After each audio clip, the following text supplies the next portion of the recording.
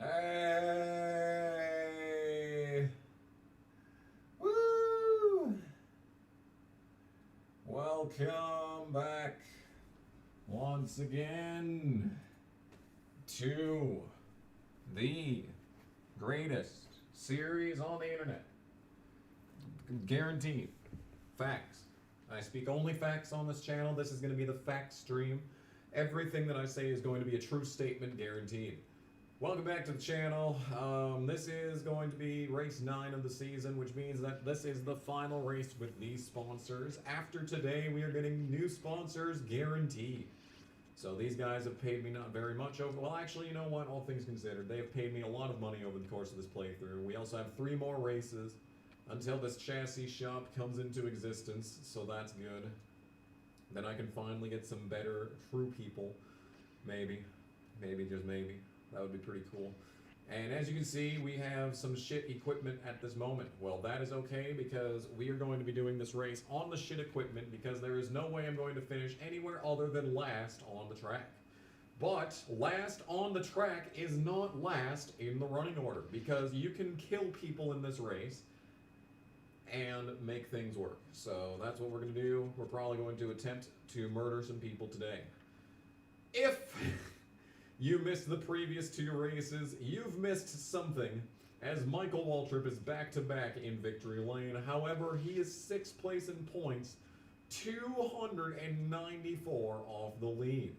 It is, once again, the Stewart and Earnhardt show, as most of these NASCAR Thunder 2004 playthroughs go. And yeah, so that should be a whole lot of fun. Sterling Marlin is 4th in points. I don't know how that happened, but it's probably going to change today, as I'm pretty sure he kind of sucks at short tracks. As for me, I've skyrocketed to the 39th position in points. And after last week, I have not too many enemies and a fair amount of friends. This is about to change because we're going to Martinsville. Oh no, I'm going to be the slowest car on the track, not by design. No matter what I would do here, I would be the slowest car on the track. I think even with a custom setup, I'd still be like 30th place on speed, so we're not even going to bother. We are not even going to try. Well, I am going to try. I'm going to try for exactly 30 seconds, because I'm going to try, quote-unquote try, to get the qualifying objective. Newman on the pole, how original. We just need to qualify 35th. 35th or better. This race will not last long. I disagree. I disagree. We're going to try and go the distance. We're going to try and go the full distance. We're going to try and let the leader complete all 500 laps. That's what we're going to do. I'm just practicing the qualifying lap. The only thing that matters in this entire video is this qualifying lap. And as you can see, I am just so good at this game.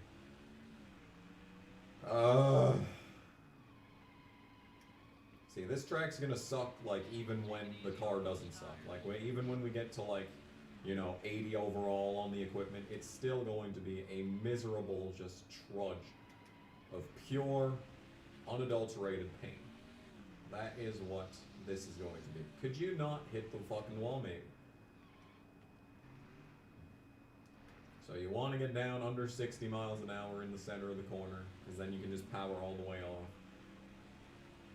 It's just really the entry and the center that matters. Just as long as you know what you're doing through the center, then the exit's no problem. It's just getting in there. Getting in there is the problem. As you can see, I've taken turn 3 on a different lane basically every single time around the racetrack.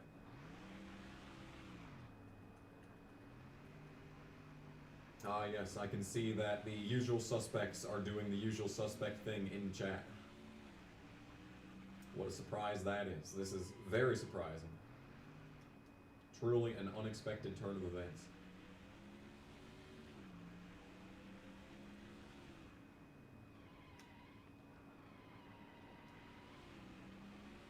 So the car sucks. but we knew that was going to be the case.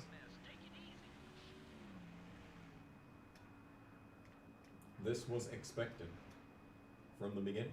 From the very beginning, we knew that this would be the case.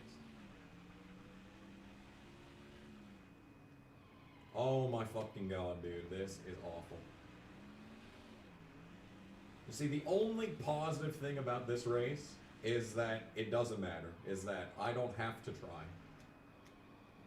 Because even if I try, the car is going to drive like absolute dog shit. And once I get hit enough, then it's going to be irreversibly worse. So basically the name of the game is just survive. And that's what I'm trying to do. The only thing in this entire race that actually matters is this qualifying lap that I'm just not even close to. Not even close to. It's literally all that matters. Qualifying lap.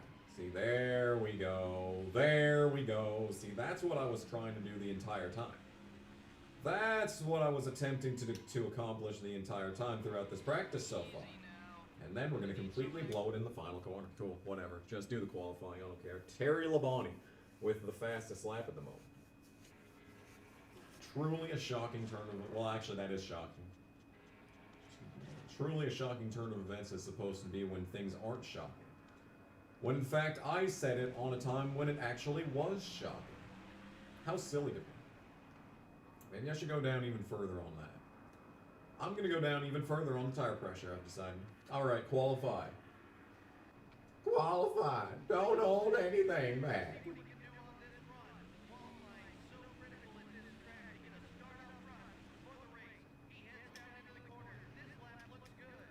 I'm taking this conservatively.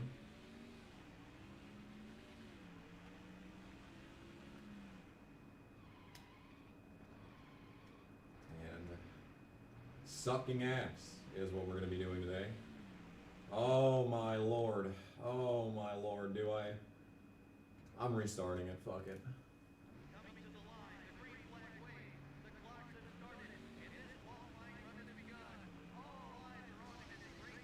All eyes are on Tony Raines, wondering if he's going to qualify dead last or 35th. That's kind of the range. That's kind of Tony's range. He's not Tony Raines, he's Tony Range. Because his range of qualifying is not very large. 14th, that'll work.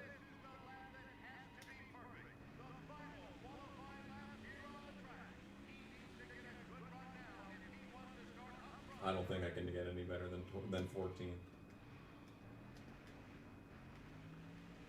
Yeah, alright, whatever. Okay, so got the qualifying objective, so that's the last part of this race that makes any sense. The rest of this race is going to be pure nonsense that doesn't make any sense whatsoever. I'm going to put up the tire pressure even though I don't have to. I really don't have to. The tire wear is not going to matter at all. I am going to put the wedge up just so that, you know, I don't constantly die. I want to be in as much control as possible. Damn, dude. Anyway, there's Jeff Green. MRN, talk. Welcome once again to Martinsville, Virginia. MRN is proud to present live coverage of today's Martinsville 500. And Barney, this is one of those tracks where the term rubbin's racing says it all. Drivers work the brakes hard at this racetrack. It's like two drag strips with short turns. The wear and tear these cars take from the track is bad enough. Then add in some good old beating and banging with other cars. Now that's stock car racing, baby. The 174 car will soon be renegotiating with sponsors. Sponsorship is a sticky subject in this NASCAR Winston Cup Series. You can please your sponsors all year long, but you still get a little nervous going into negotiating time. Casey Mears brings another well-known racing name to NASCAR.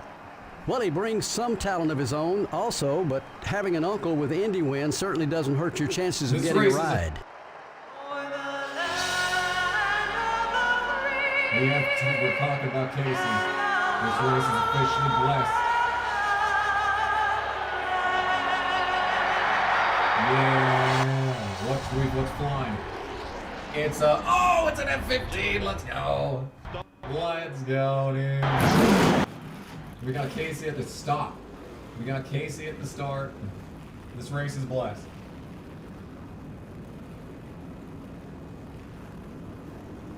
Yeah. All right. Well, here's the starting lineup. Let's roll. Okay. Starting out front are the Oh no. and the UPS Ford. God. I think I already made Casey an ally. I cannot make Casey an ally. It's Martinsville. What am I supposed to do? Cleanly pass him 10 times? Implying I could pass anyone in this race. We're not going to be able to pass anyone in this race. The goal for this race is to drive people into the barrels at the entrance of pit road and try and make as many people DNF before I DNF. Starting the race from row 5 will be the DeWalt Power So that means that the winner of this race could get interesting. This could be a bit of a wild card race. This could flip the standings upside down. If Tony and Dale DNF, this could change the outcome of the championship. There's Tony Reigns starting 14th alongside Bill Elliott. Oh, and there's Dale. There's the man himself, locked in a tight points battle early in the season with defending champion Tony Stewart. It's crazy. Crazy indeed. Alright, well, I'm scared. This race ultimately doesn't matter. If I finish last, that's not the end of the world because we're saving a lot of money because I'm, using old equipment that I could have been repairing. It doesn't matter. It doesn't matter. It really doesn't matter what happens in this race. But if I can get all the sponsor money in this, I've already got the qualifying money, which is what I care about.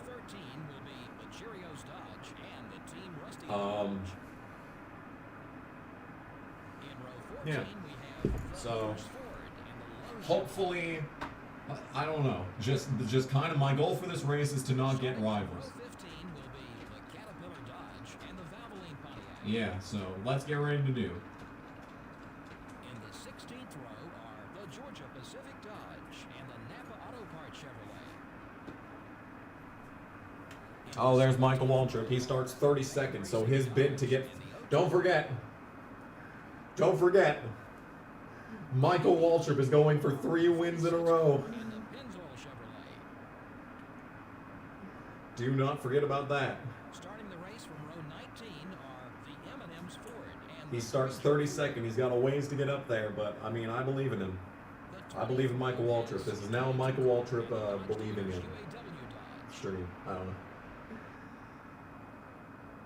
NASCAR censored Winston but didn't censor Hooters. Well, I mean, Hooters is just a restaurant. Like, I don't think there's anything, inherently wrong with a restaurant. Winston is smokes. First thing that I did was buy a pack of smokes. Anyway, I'm not excited. This could be painful. We're going to be the slowest car on the track. But I'm also on the track. Therefore, I have a chance. So we got to get to the bottom as fast as possible. Bill Elliott just slams on the brakes. And we're going to survive. We survived turn 1. Looky there. Looky there. We survived turn 1. Did not survive turn 2. Or 3, I mean.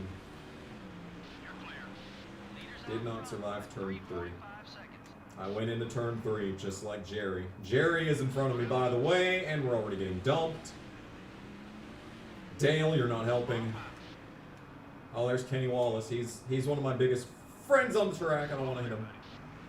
Do not want to hit Kenny Wallace. He is a bro to the end. There goes Dale, so he lives to see another day. I am, in fact, allies with Casey, so like I said, blessed playthrough. Casey up in the top 20. That's pretty good. Look at Casey up here in 18th. All right, first 30 of the race. Thank you, game. Thank you. That was definitely necessary. So basically, I just got 1/3 of a full rival bar in a single corner because I pushed up the track just a little bit. So there's 30 total rival points. Nice. Very cool. Very cool indeed.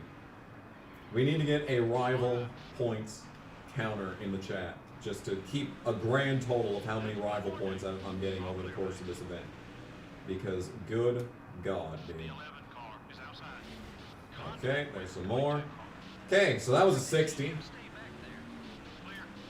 So there's 90. 90 rival points in the first 5 laps of the race. And I am still falling through the field. We're actually about to get lapped. In my practice run for this race, Johnny Benson got the pole. So that was an interesting set of circumstances. I was really hoping it would be another Johnny Benson pole on this occasion, or at least an interesting person on the pole, but no, it was Newman.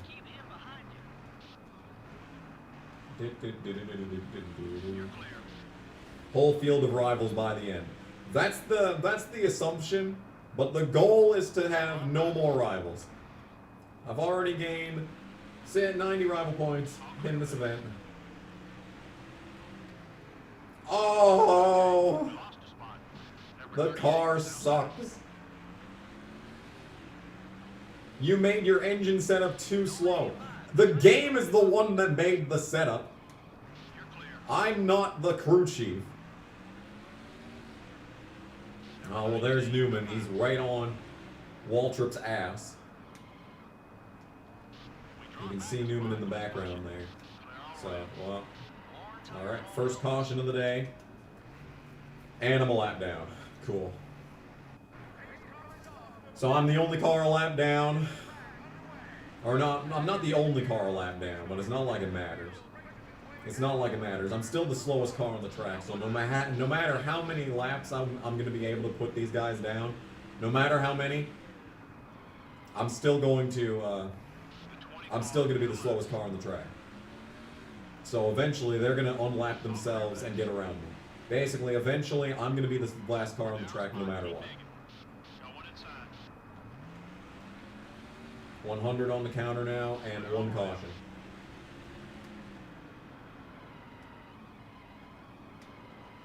Anyway, I'm not last.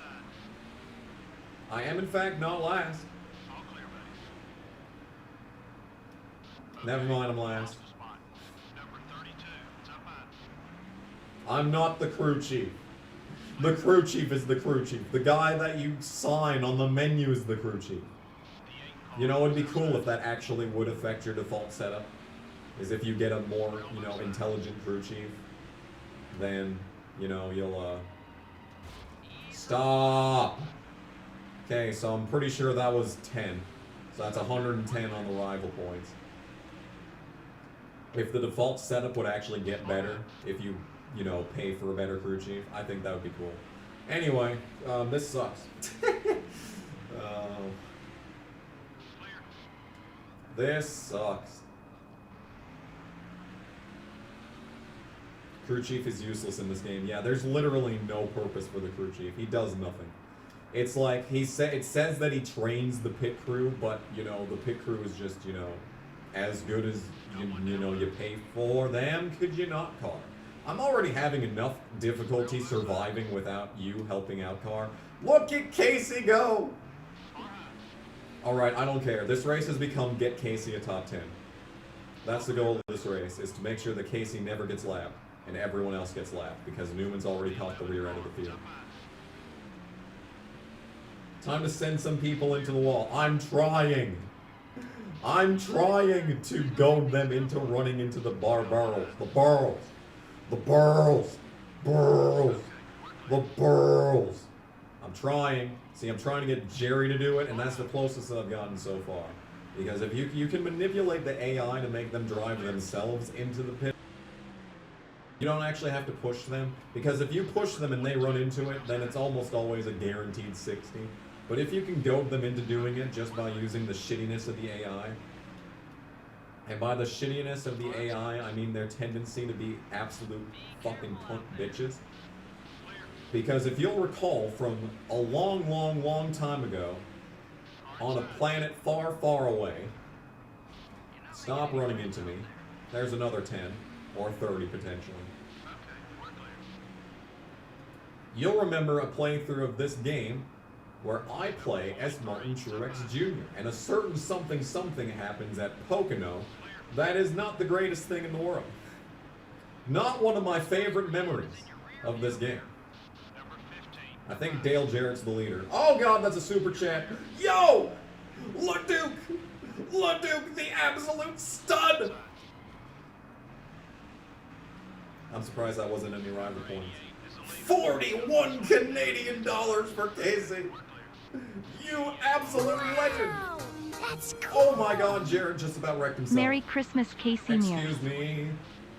Okay, that was a 10. Are people still keeping track?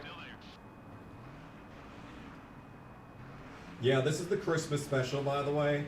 I don't have anything planned for Christmas. So this is officially the Christmas special.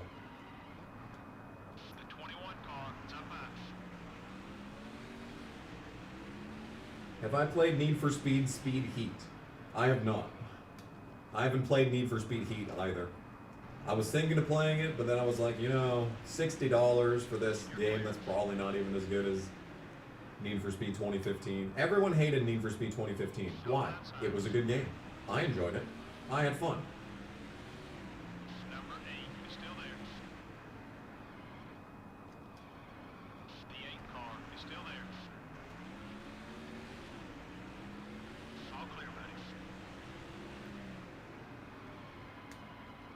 Oh my god. 7 car, it's up high. Where's Casey? We should be seeing him again pretty soon. We're falling through the field like a brick. This is Mike Seneca simulator, dude. Seriously. How am I making minimum speed? There's no way. Also, how did these guys qualify on laps of 20 seconds when they're running 18-second lap times in the race? Like, what kind of anti-qualifying setup is that? I don't get it, dude. This game is weird. Come on, Jimmy, hit the pit barrels. You know you want to. I have all these allies. What I'm hoping happens is that a lot of my allies die, so that I don't run into them at some point. Because I like having allies. It's good. Oh man. Harvick hit the pit barrel. Yes? No. Harvick did not hit the pit barrels. Very sad indeed. Alright, well there's Casey, so now I have to let the inside line go. Go, Casey. I believe in you, Casey. He is like still 20th. Give the black flag to the 174. No. No, don't do that. Please. I also was doing practice and then someone blew up on lap 1. It wasn't me, but someone blew an engine on lap 1. I was really hoping that would happen again here, but it has not happened as I'm still dead last. Terry! Terry! Terry! Hit the pit barrels, Terry. No. No. Oh, we've got another lap down. Elliott Sadler's running into me, so I get arbitrary rival points because he was running into me. Number 19 is outside. We need another caution. Jarrett's about to lap Casey. We gotta do something about that.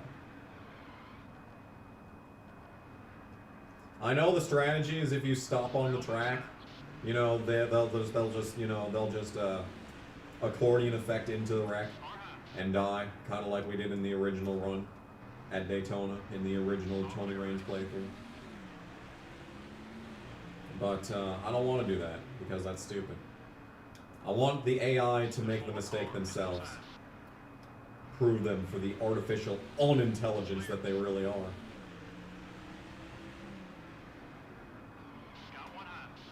All right, Kenseth. We're going on vacation, Kenseth. A little place that I like to call Visa de la Barrels. Barrels. Barrels. Run into the barrels, Kenseth.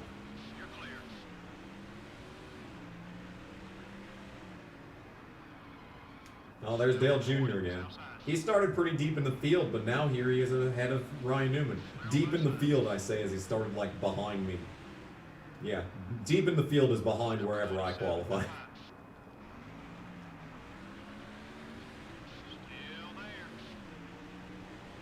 Man, I can't imagine how much my spotter needs to be getting paid for this job, dude. I don't want to kill Rusty because he's high in points, but like, if push comes to shove, I will. It's got to be natural too. You can't slow down and intentionally slow them up because then something, you know. Number 2 is down low. Man, this is painful. I'm not parking it. This race is advertised as 500 laps, so I'm doing it for 500 laps. I think Casey got lap, guys. Yeah. Well, then again, hang on. We aren't out of hope yet. We could always just slow down in front of Jarrett and let Casey by. See, I'm trying to see if Casey's in the mirrors. See, there he is. Yeah, Casey! Yeah! Get your lap back, you stud! Jarrett's still the leader, too. Everyone can get their lap back. Oh, now Tony's the leader. Oh, well. There you go. Woo! There, I saved Casey's lap. Now I need someone to wreck. Not me. That's a 10.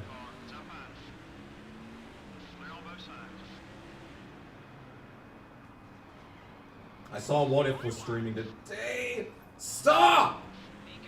That was a 30. Fuck this goddamn game.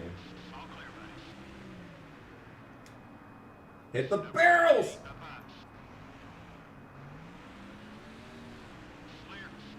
He didn't hit the barrels, guys. Oh yeah, he's getting in my way. Interesting observation, spotter. It's interesting that you say that he's getting in my way. That's curious. Curious.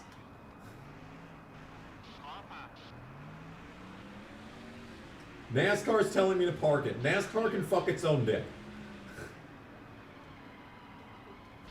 No!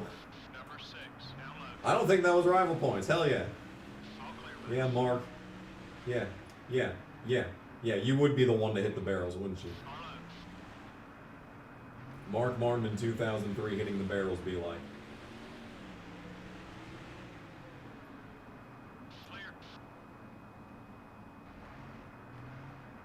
I don't think they tested this. I'm gonna go out on a limb and I'm gonna say that the game developers did not actually test 100% length races and especially on legend difficulty on career mode. Just gonna go on that assumption because I feel like this is not realistic in the slightest. Not only am I absolute dog shit and can't do anything about it, but these guys are like lapping the entire field. And I mean, I don't know. That just does not seem normal. It doesn't seem normal. Normal is not what it's... Okay. So that was rival points because he ran into me. Apparently it's my fault that he ran into me. We all know this. We all know this as a fact, that anytime that someone runs into me, it's obviously my fault. And I don't think Jeff Green is going to run into me. I think Jeff Green hates me, but not that much. He hates me, but he doesn't, hate me. That's what I'm trying to say. Is he going to run into me? Maybe he's just too fast, too furious. And he's too fast to run into me. 202 on the counter. No, there's only numbers. There's only tens. Ow. It's 10, 30, and 60 is the amount of rival points you can get from getting run into. For example, him running into me for no reason other than to be an asshole, that was worth 10 points. Alright, here's Stewart. Here's Stewart. Where's Casey? I got Stewart in my mirror, and I'm looking for mirrors. Okay. Yep, so there's some more rival points. No, Stewart. God fucking damn it. Where's Casey? Casey is nowhere to be found. I think Casey remembered that his AI is terrible. I think Casey remembered that, so much for Casey. I tried, damn it. You saw me. I tried. I tried to help him out. But he was adamant adamant that he would not stay on the lead lap and whatnot. Anyway, you know, we actually can pause the game and like see what position he's in. Ricky Craven is 6th. Casey is still, he's just collapsed. Casey's 27th. What are you doing? You're behind Kyle Petty. For God's sake, Casey. What are you doing, man? Alright, well. Craven is 7th. What a Chad. What a Chad.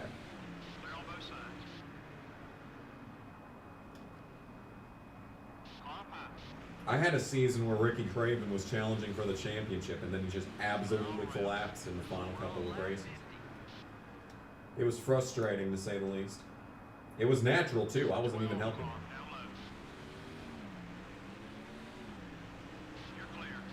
Dale, hit the pit barrels. Come on. The guys are just too slow for a natural caution. Oh my god. That was probably rival points, but we can't find that out due to the thing flashing up on the screen. Stop hitting me. Yeah, that was 10. Oh my god. I forgot to check where Marlin's running. Anyone happen to see where Marlin was on that screen? Also, I can't even, I'm barely able to pay attention to the chat. Like, I'm able to glance over for like a whole 2 seconds on a straightaway.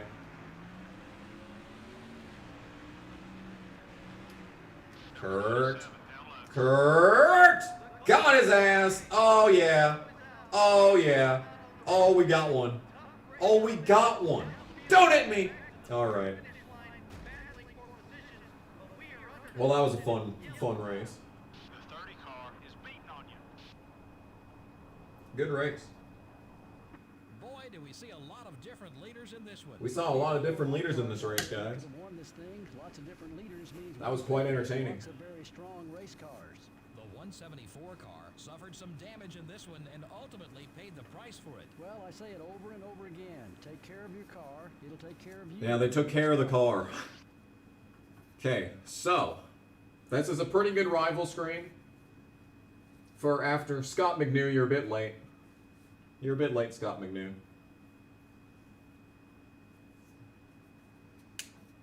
But, yeah. I got the primary sponsor objective. Hell yeah.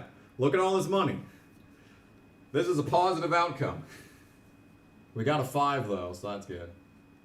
Gonna wait for the 5.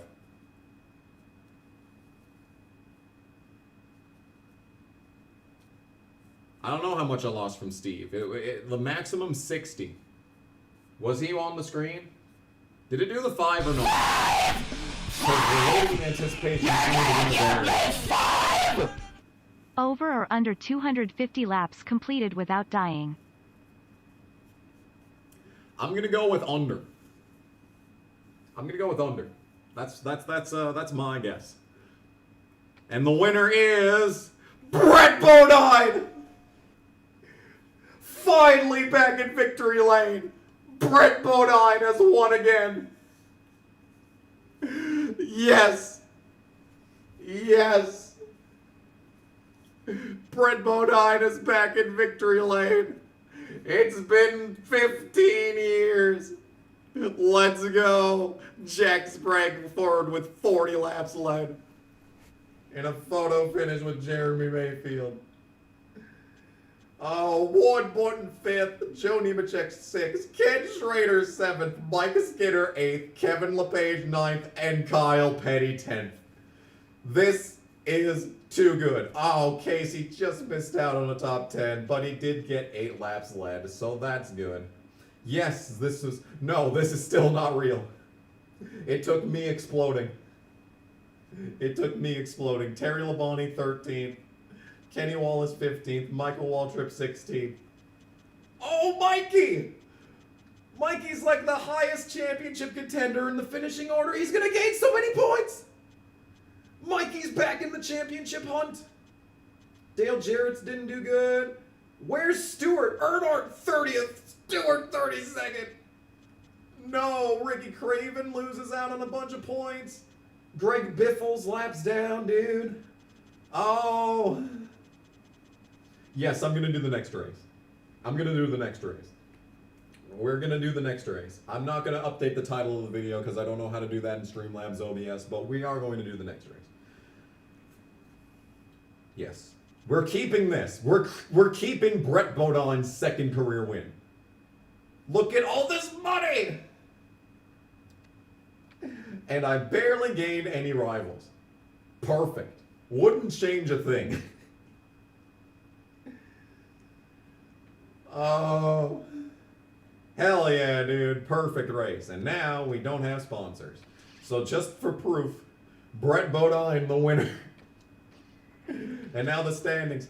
Michael Waltrip 5th. He only gained 50 points. Wow. Unreal, dude. Unreal. Alright, well, unfortunately, Michael Waltrip did not win his third straight race of the season, but Brett Bodine does in fact take the victory. Let's get some proof, by the way.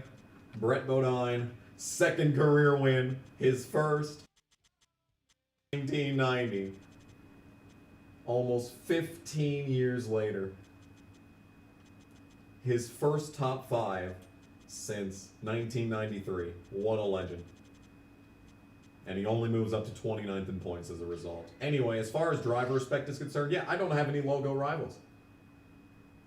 Yeah, I don't have any logo rivals. I'm perfectly alright with this outcome to this race, because it was going to suck no matter what. Sponsors! So we can get back the average finish in 35th, average finish in 40th, or finish in 40th. I think my average finish is already above 30th. 35th, I mean. Let's take a look. Settings. I am 41st. And my average finish is not 35th. Okay. Yeah. I got the sponsor objective, which means this counts at 35th. California's gonna suck. I don't think, well, actually, I'm gonna have fresh equipment for California, so maybe it won't suck. You never know.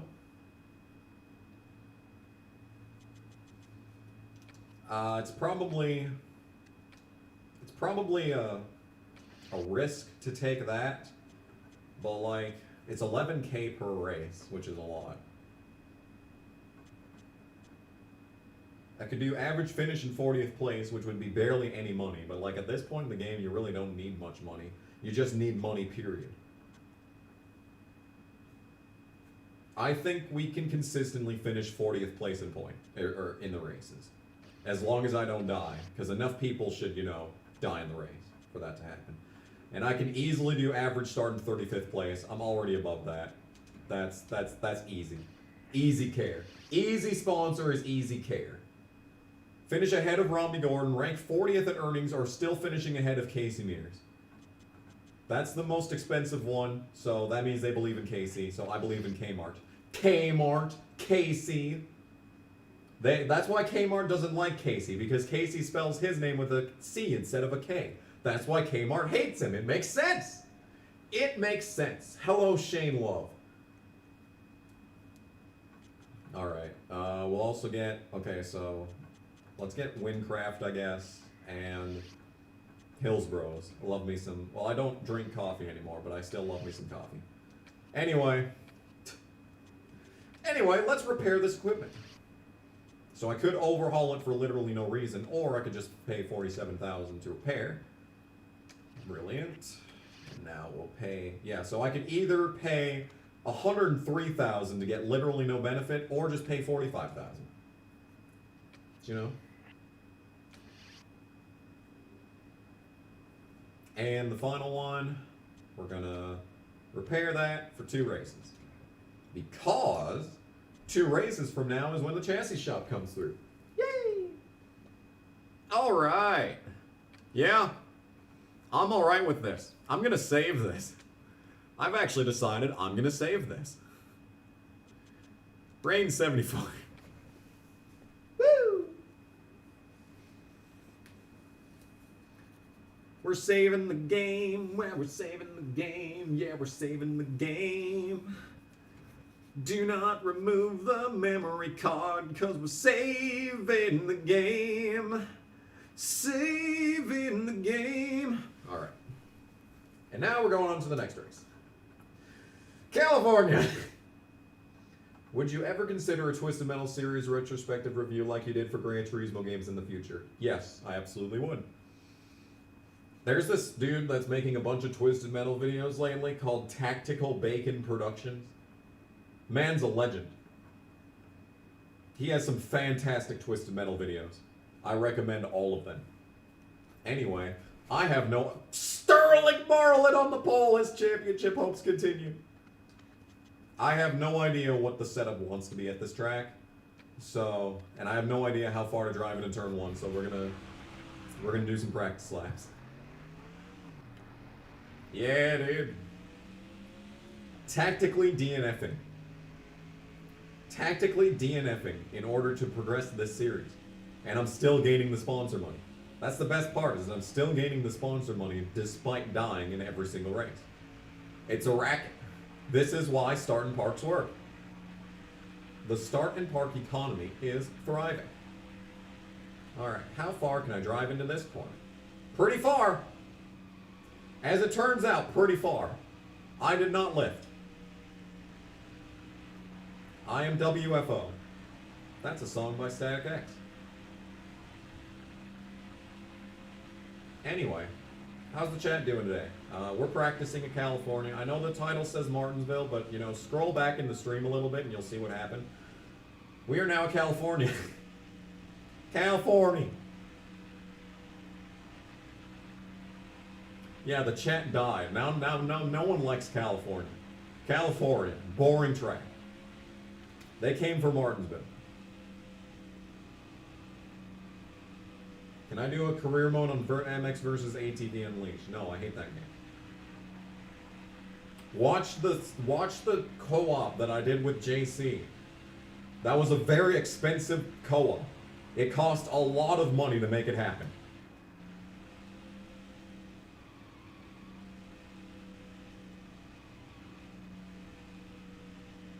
Everyone's too busy watching the stream, the chat. That does make sense. Do I like the idea of Auto Club being short? To me, it's a fine/decent track, but if you have a 2014 package, it's solid racing. To me, Texas should have been a short track, yeah. I mean, Auto Club is a unique track, but like the last few years, it was incredibly boring. Like 2015, I think it was a good race. 2016, it was definitely a good race. 2017, I think it was a good race. 2018 on, though, it was not good.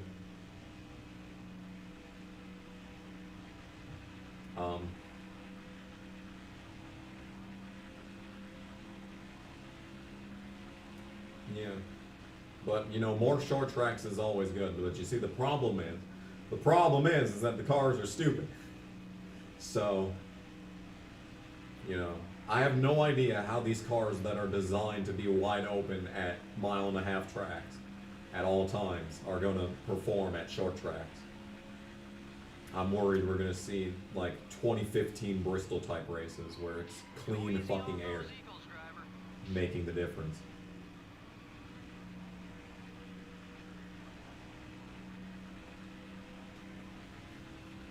Dun, dun. Anyway, I think I'm as good as I'm gonna get in this practice session, so scratching my head and scratching every other part of my body. So if I go up on the tire pressure, it makes the top speed go up, which is weird. I don't see why it would do that. But like, if I put the tire pressure up, for some reason, it makes it so that you can go faster in the corners. It's weird. This game makes no sense. This game is like the antithesis of everything that you know, learned over the course of watching NASCAR for 15 years. It's like, oh, I should turn the tire pressure down in order to go faster through the corners. And then it's like, no, actually. No. No. Yes. M&M's is actually backing off Kyle Busch. And it's like, dude. This would be like GM Goodwrench leaving Dale Earnhardt in 2000. That's what that is, okay? Like this, like people should be as concerned about this as Lowe's leaving Jimmy Johnson. Maybe even more concerned, because Kyle Busch is like the draw. Like he is NASCAR right now. I don't know if people are aware of this, but Elliott and Kyle Busch are NASCAR. If either one of them were to change their mind about racing in it tomorrow, it would probably cease to exist. Like Hailie Deegan can only go so far as a Truck Series driver.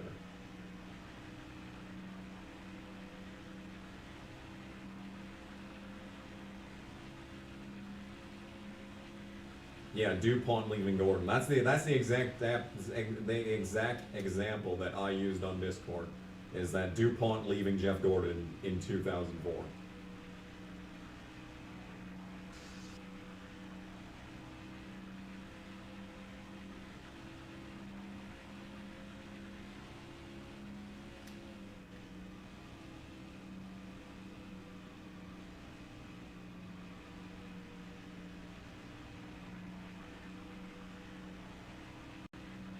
Like, I think Hailie Deegan could be more popular than Elliott. All right, so I've made a mistake. We are going to actually go down on the tire pressure. Tire pressure. Check. Okay. Qualifying. Qualifying. We're doing California. Hey. It's California Speedway. Back in 2003 when it was awful.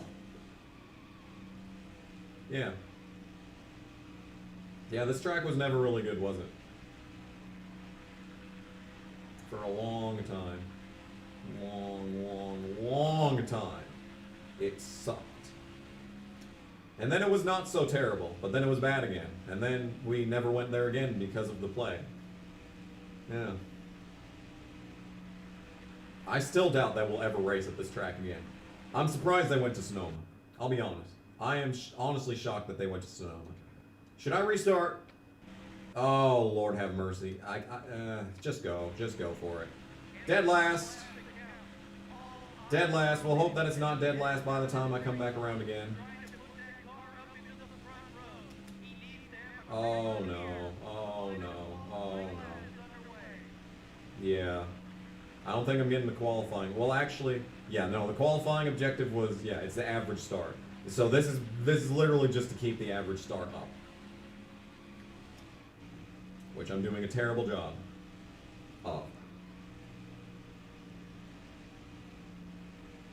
Anyway, how's everyone doing out there tonight? I'm doing terrible. 40th. Well, it's not dead last. Have I ever played Need for Speed Shift 1 or 2? No.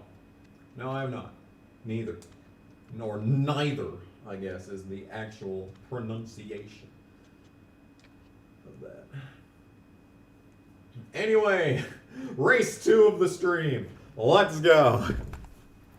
We're in Fontana, California, home of the California Speedway for today's Auto Club 500. It's another great day for racing. Barney, this track is known for its long green flag runs. Well, you're right. Fuel mileage is a big concern for a lot of teams. All the green flag racing means they'll have to be very careful when they decide to pit for fuel. Kevin Harvick will try to use this race to close in on the points lead. Being in the top 5 is a huge boost in self-confidence. I know everyone on that team is very happy with their performance this season, and rightfully so. The 174 car must have had problems in qualifying this week. You know, I spoke with the guys from that team in the garage this morning, and they said they tried something a little different in qualifying this week. They learned their lesson, though. Stick with what works, and if it ain't broke, don't fix it. Friends, though. An unusual back-of-the-pack start for Kyle Petty. Yeah, he was due for one of these bad starts, though. Nobody can start up front all year. You're going to have a bad qualifying run now and then. It's the same. It's the same national anthem people from last week. They were like, we just gotta get him back. Just bring him back. Oh, it's the same plane as last time too. It's just like, wait, we thought we were gonna have like another 2 weeks to get new stuff. No, just bring the same ones back again. It'll be fine. It'll be fine. Do I like WWE in general? I did, like, 5 years ago. I used to. And here's the starting lineup for the race. Oh, it's another race. Alright, so I have to finish 40th, right? In the second row are That was it, right? Junior Chevrolet and the GM Goodrich. 40th is the objective, I'm pretty sure. Yeah, we just need 3 people to DNF and me to not DNF. And look at Hermie Sadler up there qualifying 6th. Ugh. The fourth row has the DeWalt Power Tools Ford and the Motorcraft Ford. Man, Starting the race from row 5 will be I can't believe that we... Ford and the Valvoline Pontiac. I honestly can't believe that I died on lap 50. In row 6 we have Lap 50 Maxville. of 500. We didn't even get 10. We didn't even get 10% of the way into the event. And now we're at fucking California. The Stacker 2 Dodge and the Granger Ford. Mm. In the 8th row are the Citgo Ford and the Singular Wireless Chevrolet. You see a top 29 finish. I like your style. The NASCAR Winston Cup points. I don't know where this optimism is coming from, but it's unwarranted. Unwarranted. Row 10 will be the Alltel Dodge Oh, man. Delphi Chevrolet. We're starting 40th. 250 laps at this track. Oh. Oh, they stopped! Don't be surprised if he thinks you back. Why, dude? Why am I not allowed to not have rivals? God fucking damn it, and the car's destroyed on lap 1. Why? Number 19 is still Why any of that? Why did any of that happen? They fucking talked about Casey at the start of the Martinsville race. This was supposed to be blessed. And yet here we are, destroyed on lap 1. Neat. clear all around. Everything about this is awesome. And I still need to beat Casey. That has not changed. This has not changed. My goal is still beat Casey. The 19 car. That has been the goal from the start of the playthrough. Well, not the original one, but this one. Make it easy. Give me the draft, Casey! Get over here, you sexy beast. No.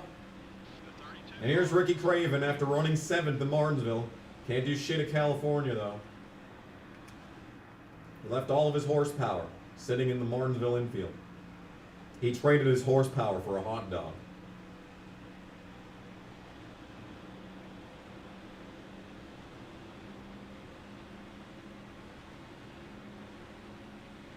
I mean, that's just how it goes, though. I mean, that's just the NASCAR life. You got to make some difficult choices when you're working your way up the ranks. You put it out of behind. I just made a pass. Me, Tony Raines, in the 100% race length career mode on legend difficulty. Me, I just made a pass. Hold it steady. 3-1. I did remember to change the tire pressure up high, didn't I, right? Clear, buddy. We're not on 24 PSI, right? Number 32 is looking low. This is a fact, right? 32 car down low. You're dropping back. What's wrong? What's wrong is Ricky Craven was going to wipe my shit out if I actually tried to take that corner normal. That's what's wrong. Number 32 is outside. Don't ask me what's wrong, ask me what's right.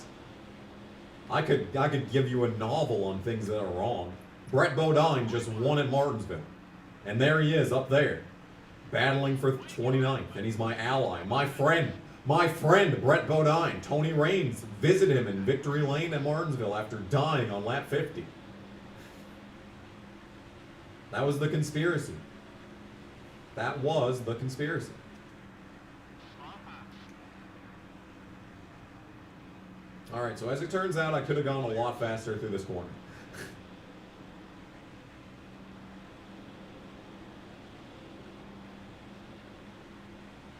See, the car is going to drive well for a long time because for some reason California is a weird track, is that it sucks a lot in NASCAR 2005, but it's a lot more balanced in NASCAR 2004, even though you have to know how to drive the track, because there's a lot of tracks that where you can, you know, learn as you go, like New Hampshire. New Hampshire doesn't punish you too badly if you don't know how to drive it at the start, but if you do not know how to drive California and Michigan, it is relentless. It is relentless. Taking a look at the, so does anyone know how many races of a losing streak Brett Bodine was on before grabbing the W?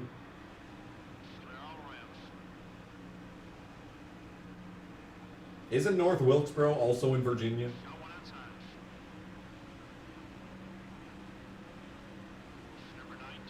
Brett Bodine with 2 wins on Virginia short tracks. What a legend. I hope he doesn't retire immediately. I hope he sticks around. Oh! We were just 4 wide for no reason. Why does Craven insist on being a punt? Look at this guy. Look at this guy. Yeah. I was talking shit about him running 40. And now he's like, oh, well, now I just need to go underneath you on every single corner. How does that sound? How does that sound? Hey, boo-boo, how does that sound? We're going to get the picnic basket at Victory Lane, boo-boo. Craven, give me the draft, dude. Please.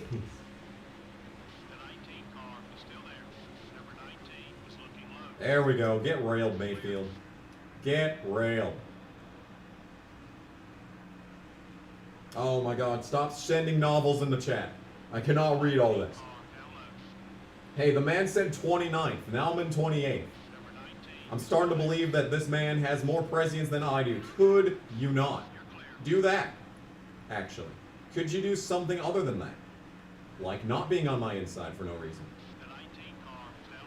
Stop, Mayfield. You are an asshole to the end. I'm in a sandwich of red Dodges, dude. Evernham sandwich.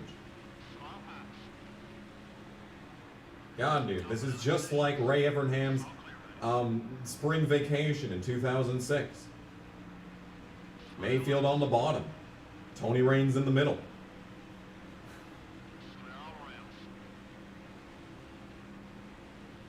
Ray Evernham watching from the corner. Watching through the window. With a heart on. I don't know, dude.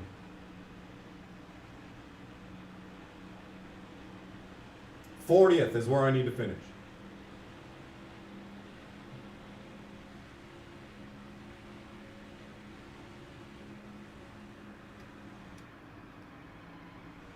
I think this is my upper limit right here. Because these guys are going to get on my ass, because they are still on my ass. And they're going to be underneath me in every single fucking corner.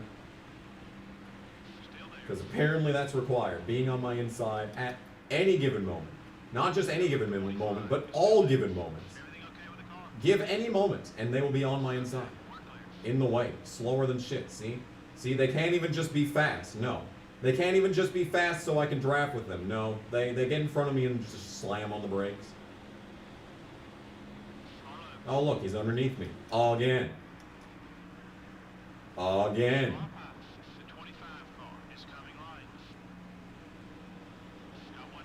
No, I don't have one down low. I've had so much gum, my teeth hurt. No one will get that reference.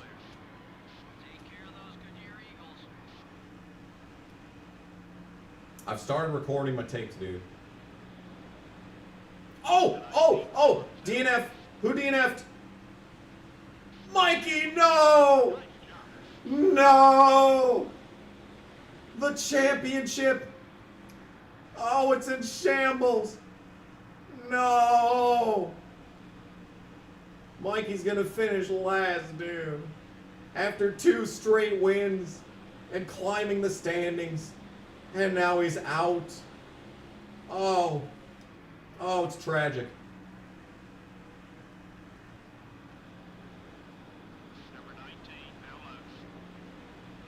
Oh, that's cursed. That is cursed. Heartbreaking moments.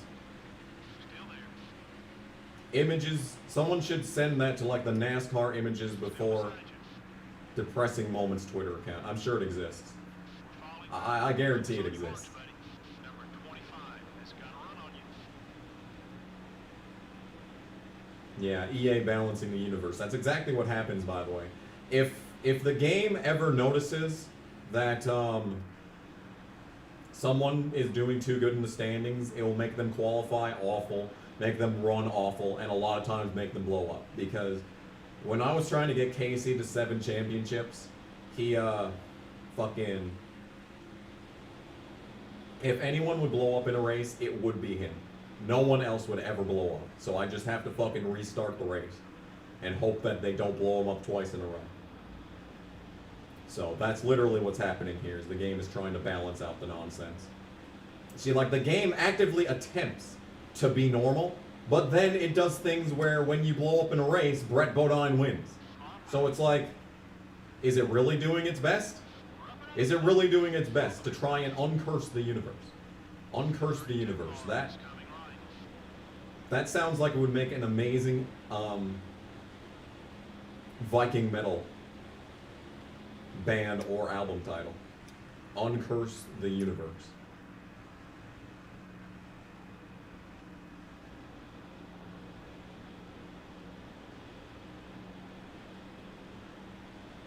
You didn't get the notification. Of course not.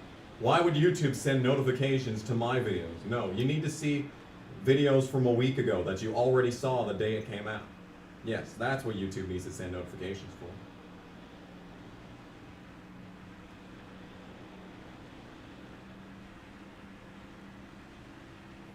Yeah, I forgot that the video title is still Martinsville. Yes, just go back. Go back and take a look at what happened. It's interesting.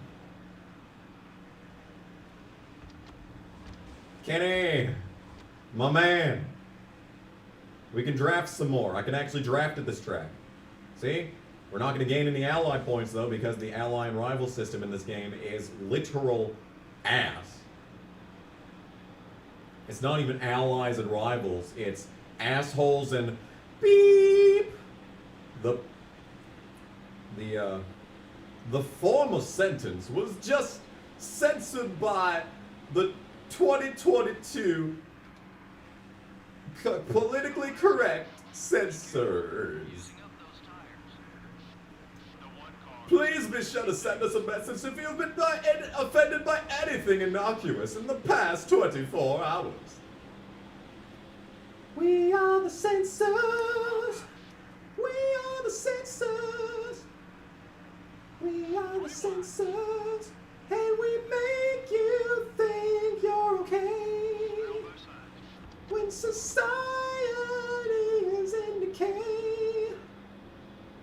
I just want to make Kenny Wallace my 100 friend. Oh my god, he still gains 0 points. 0 friendship points. I've drafted him for 2 straightaways. 2 entire straightaways.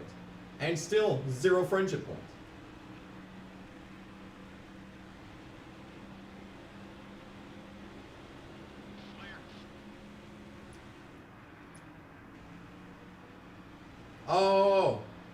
Oh, Greg D. Greg D with the 499. Legend. Last time you were here, you bought my album. Oh no. I'm sorry. I'm sorry you had to put yourself through that. It's not a 5. It will not show up as a 5. It's $4.99. That's very different from a 5.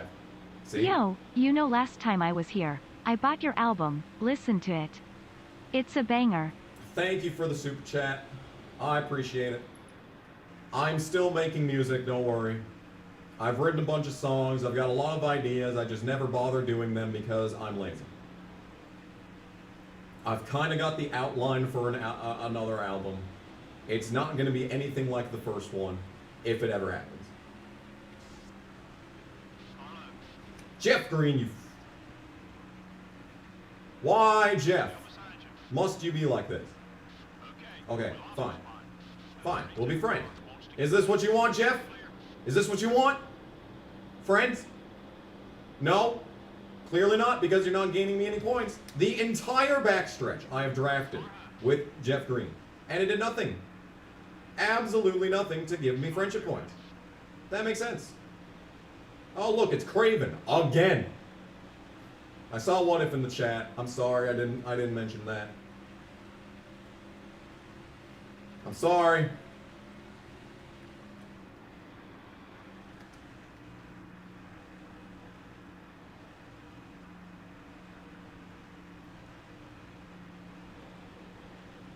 Craven top 10. He has to pass me first. And I ain't gonna let that happen.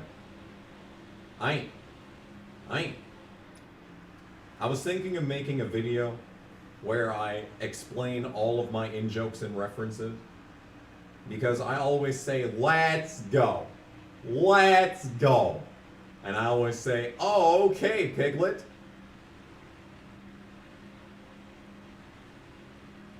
But no one gets those references because they are extremely random and specific. Let's go is from Spider-Man 2 when Spider-Man faces off against Rhino and he goes, let's go. I just try to break through my armor. And he has that Boston Jew accent. Boston Jew mom accent.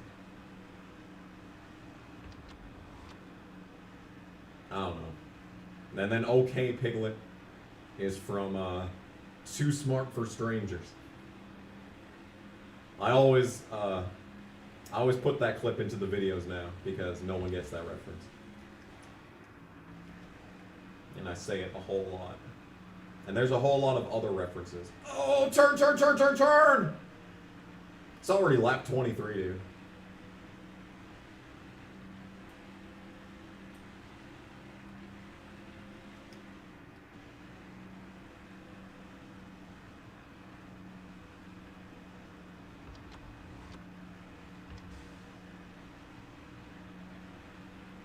Anyway, I'm 26. I got a fucking pack of cars behind me, though. 4 of them. 4 of them. In a pack. In a JJ pack. No. Cars decided that it's done turning for the race. We had a good run. 23 laps. 23 solid laps. But it's decided that it's done turning for the season, so it's unfortunate. I was closing in on Mayfield too, but that's no longer a thing. I just need to finish 40th and ahead of Casey. You won't forgive me. No. No. I have disrespected What If too far. I've gone too far this time. No. I have to go on like a 7-year journey to redeem myself in What If's eyes. I gotta go all across the countryside and meet with the old master on the top of the hill, and he has to impart his wisdom onto me, and then I go back down the hill in like 2 minutes versus the 2 months that it took me to get up there. And then immediately I'm back in the village, and it's like, yo guys, you'll never ever believe what I just found out. The key to a healthy body is cutting out carbs. That was the wisdom that the old man on top of the hill impugned me with. And then the final scene of the movie is the old man looking down at me, spreading the good word about low-carb diets. And then he smiles and he says, my work here is done. And then he turns into dust. And then blows in the wind up into the sky, up into the stars, because it's night. Right in front of the moon like E.T. And then the end comes on the screen. And then there's a shooting star, and then twinkly sounds. And then the credit song is Dead Man's Gun by Ashtar Command. And that's how the end that's how the end of what were we talking about? Oh yeah, the car stopped turning.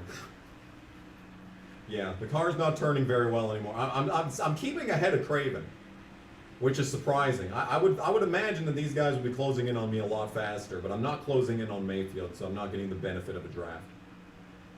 We need a big one right now. Yeah, what we need, period, is a caution that does not involve me.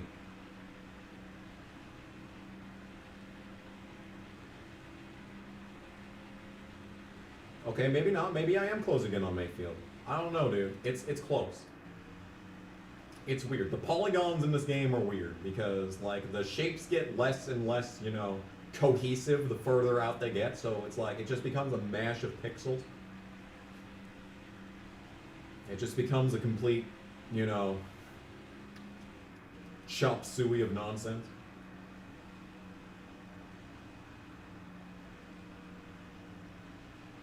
Oh, that's the twist. That's the twist. That's the twist, what if, is that you want everyone else to stop eating carbs so you can have all the carbs for yourself. Oh my goodness gracious. That's the plot. It makes sense. That's the conspiracy. The carbspiracy. Oh! The car still doesn't turn, by the way.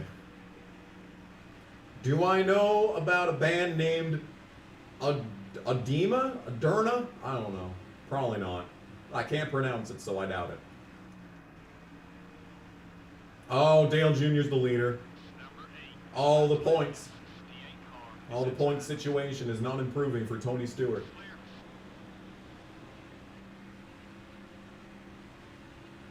Well, I've completely lost any pace that I had in this car at the start of the race. We're halfway through the run, and it's only just now gotten bad, so I'd consider that a pretty solid victory. Number 32, hello. Honestly, what I want is Still there. for Craven to go past me, and then for me to be able to get in line with him and draft him all the way around the track, because I think that if I drafted with Craven, we'd be able to drive around this track pretty speedy like. But we can't really go through the corners, you know, full throttle. So, and he gets out of the gas so early compared to me. And I don't know if it's just going to be holding us both up at this point. I don't know, man. But they get such a good run off these corners; it's ridiculous. This is like a larger version of Rockingham, is what this is. Because they suck getting into the corners, but they're so fast off that you cannot match the pace. All that matters is finish ahead of Casey. You are not wrong. Not wrong!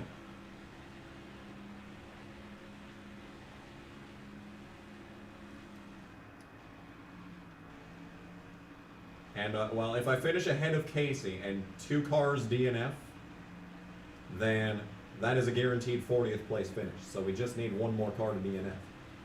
That is not Casey. Or Casey could DNF, which would suck, but, like, you know, I need it for my sponsor money. You have to understand, Casey, your failure is my success at this point. So, you know, who's really, you know, who really needs this more?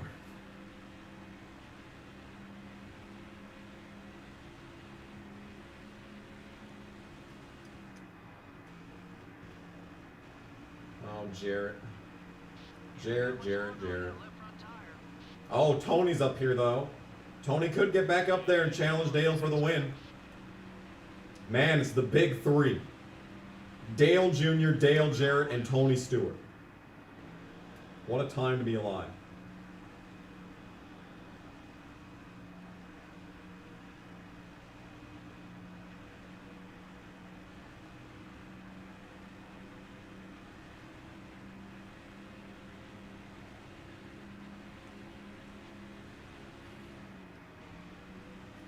Anyway, I'm 27th.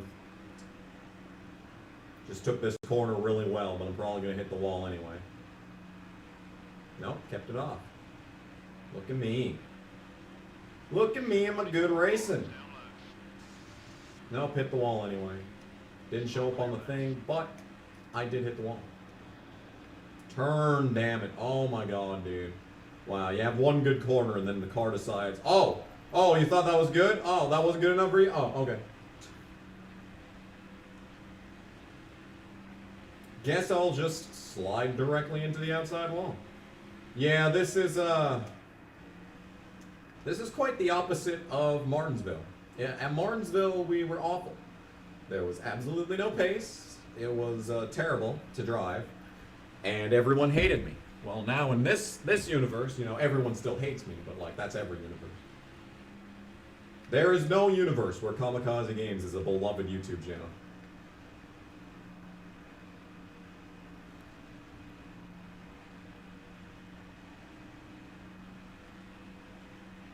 "35 laps. I don't know when we're gonna pit. I have no idea. I was not expecting to do this race. If you can believe it, I was not expecting to do this race. I was assuming we'd be at Martinsville for a lot longer. We'd be killing way more people than we're killing. The reason that I stopped on the exit of turn 4 was I was hoping more people would drive into the wreck and die. What I wasn't expecting was for someone to drive into me and die. I should have gone to the inside. I know. I should have gone to the inside. I shouldn't have assumed that they wouldn't fucking just drive directly into me, because that's what they do in this game, is drive directly into you without trying to avoid you in any capacity, without putting forth any effort whatsoever in that endeavor. That's my bad. I just wanted more people to die so that I wouldn't finish last.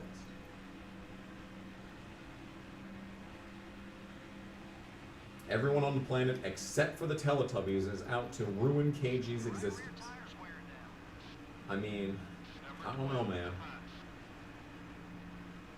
Ashton Lewis's car is purple. Bobby Labonte's is green. Tony's is orange. What were all the colors for the Teletubbies? It was purple, red, green, and yellow, right? It was the, yeah. Yeah, right? 80 years of right turns.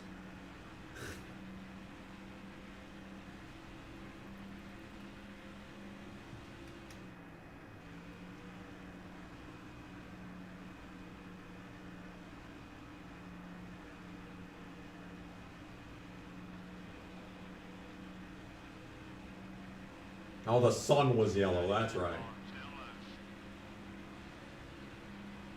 That's where I got, or orange, I mean, sorry. The La is the yellow one, yeah. Was there something that was orange on there, or was like my TV just at a weird brightness setting? Was the hue on my TV off? I used to have a TV with a built-in VCR. I remember those days. I remember those days, dude.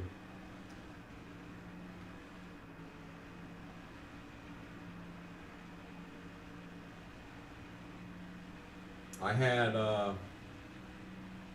Beauty and the Beast on VHS. I had what else? I had, what did I have on VHS? I think I had Piglet's Big Movie on VHS, which is weird because that came out in like 2006, and like VHS was like a antiquated thing back then. We didn't get a DVD player at our house until 2004.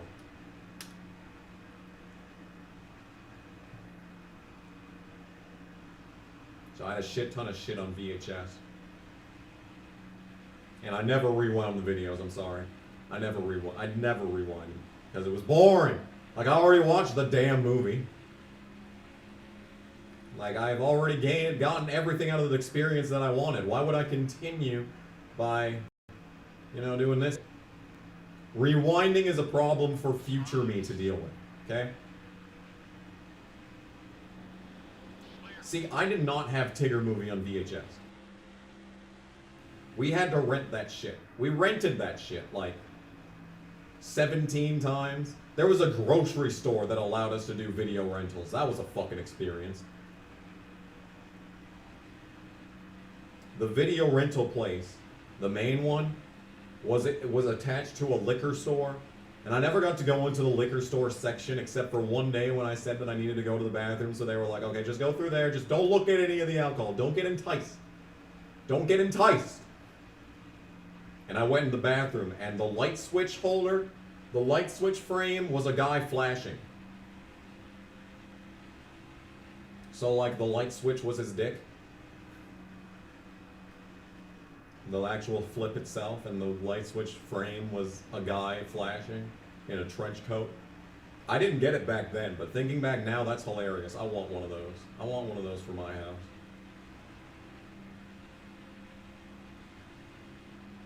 Oh, I had Bear in the Big Blue House on fucking VHS. That's right. That's right. But like the point of that story was that we rented the Tigger movie so many times that we probably like paid for an actual copy of it like 5 times over at that point. It also ate half of Titanic. Damn. Damn, the second death of the Titanic was in JC's VHS player.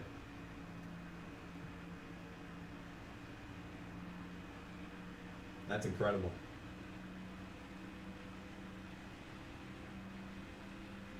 The first thing that I ever got on DVD was Scooby-Doo on Vampire Island.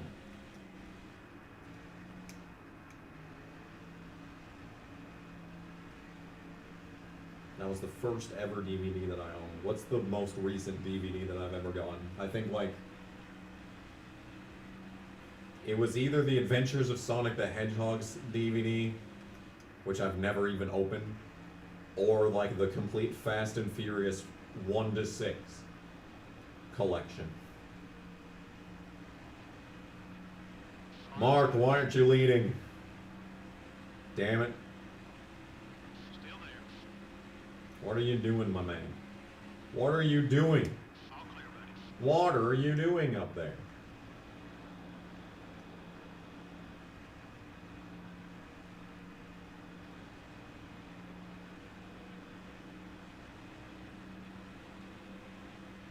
You know, I never liked Batman as a kid because I thought it was for babies. And the only reason that the only thing that I based that on was the fact that this kid that my grandma had to babysit had pull-ups with Batman on them. That's like, that was like my first exposure to Batman. So I assumed it was like, you know, a kid's thing, like Sesame Street is always on diapers and shit. This kid had Batman pull-ups, and I'm like, dude, what the fuck? Batman for children. Specifically, The Dark Knight. The Dark Knight is definitely something that I would recommend to a preschool-aged child. Anyway, I'm gonna pit, because I'm gonna run out of gas if I don't. So I feel like that's a pretty good justification for pitting. So I'm gonna pit. Pretty happy with this setup. Finally get to repair that damage that I got on lap 1. Good shit. Good shit.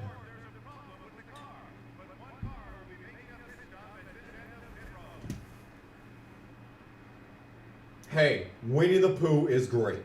I just watched the fucking LS Mark ranking every Disney and Pixar movie, which isn't even, you know, every Disney and Pixar movie. And he's like, Winnie the Pooh's for babies. And it's like, bitch, I will fuck you. You will not be defaming my man Winnie the Pooh on this day. God fucking damn it, this awful fucking guy on the fucking tire. You got some traffic, easy on the merge. Clear on both sides. And the entire time that I was watching that video, I was like, dude, I want cute little cartoon designs. Where can I get little cartoon avatars for me? That's what I want, is an adorable little cartoon KG for my videos. That's what I want. Where do I get those? How do I commission this? Yes, this is the reconfigured Martinsville. They decided because they're gonna make Auto Club into a short track, they decided to turn Martinsville into Auto Club. You see? You see, NASCAR, you know, they don't make great decisions.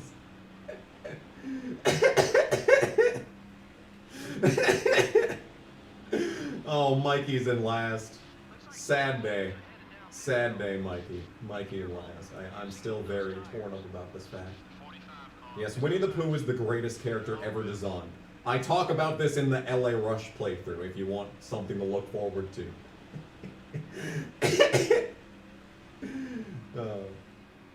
Yeah, I don't know which tire guy fucked up the pit stop. You had Elmo's World on VHS. I had Follow That Bird on VHS. I had, yeah. Follow That Bird is art, by the way. That's a great movie. That is a phenomenal movie.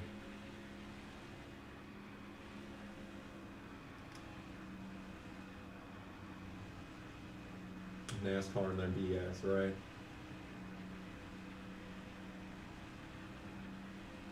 The Dark Knight is overrated. Hey, I almost missed that. I almost missed that, chat. Hang on a second. Hang on a second. We ain't about to do that. I have not watched The Dark Knight since I watched it in theaters in 2007. I've only seen all the clips. All the clips. Every single clip. Will I ever get TV again? I don't know. Maybe when it gets fucking affordable. Maybe when it's not $100 a month. Maybe I'll get cable. The only thing that I would watch would be TLC. And I can just watch TLC at work. The only thing I ever want to watch is Hoarders in my 600-pound life. Jeff Green, I hate you. This is why you didn't win the championship in my playthrough as Jeff Green 5 fucking years ago.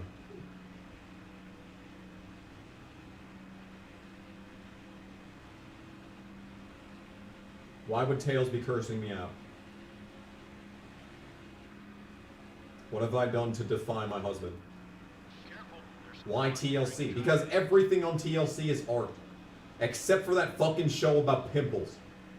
Everything else is great though. Because it's either genuinely entertaining or it's so sad that you can't help but watch. As society crumbles before your very eyes. Oh! Oh wait, that's just someone pitting. I thought someone blew up. I see someone going down pit road and I'm like, yeah. Yeah, Hoarders. Hoarders is not on, oh, Hoarders is not on TLC? I know it's also on A&E, because that's why I watch it at work, but I thought it was also on TLC. Okay, whatever. Whatever. Oh, Nemechek. Oh, I got the run on Joe Nemechek. Oh, I got the run on Joe Nemechek. I don't have the run on Joe Nemechek, actually. He cut that off before he got going. That's for sure. Tails will start trash talking me. Why?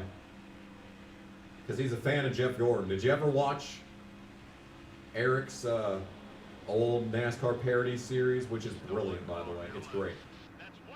Has he been making those? Does S-Step still make NASCAR parody videos? Because that was high entertainment. That's like, you know, that's what I was hoping the Tails and Kenny show would turn into.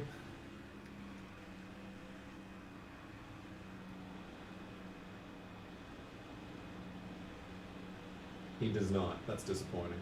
Eric, you're slacking. I'm gonna DM his ass. I don't even have his phone number, otherwise I would text him right now. I'd be like, yo dude, you are missing out on the very thing that makes YouTube great. And that is content that makes absolutely no sense. I liked S-Step before he got a bunch of subscribers. He was cool back when he was making out with his cutout of Matt Kenseth. Hey, speaking of Kenseth, run Kenseth. Eric's in the pits. Eric's got a pit pass, Matt. He's got a pit pass. You gotta get out of there, Matt. Oh, goddamn, dude. I should shit talk more YouTubers. I should start more drama. Guys, who should I start drama with? Number 25, top 5. Hey, I can appreciate Winnie the Pooh. See, Tails understands that despite the fact that I enjoy watching Winnie the Pooh, Tails is still going to be my favorite person on the planet, okay? Okay? Just because I can take a look at another man and be like, yo, this guy's pretty cool. Tails is still aware of the fact that I appreciate him the most inside my entire heart. Okay? Okay? Because Tails is not a shallow person. And that's why I love him.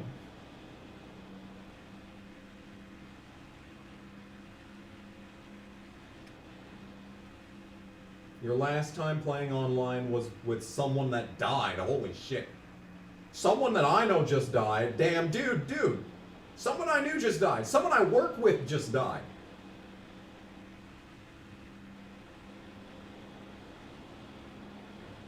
Someone that was my boss just died for like a week.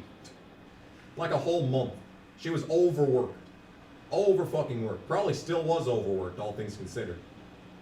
I'm sure it was stress related. The 25 car, down low. God, dude. Number 25 is still there. Clear on both sides.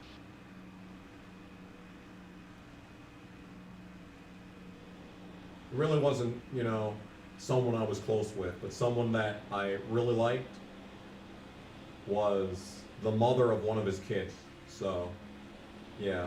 And she had a couple of kids before that one too, so it's like she just left several children without a mother.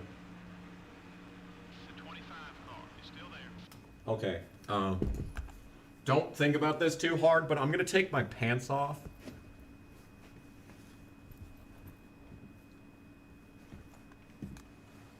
Anyway, like I was saying, she was my boss for like a month, right when I started at the old hotel.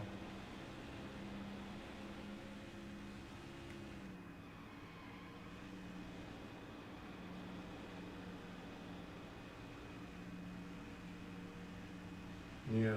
She was putting in so like one day she clocked down and was at 125 hours, and I was like, are you at least getting paid by the hour?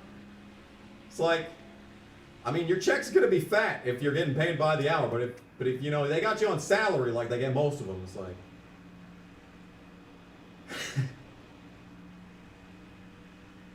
I forgot how far behind the chat is.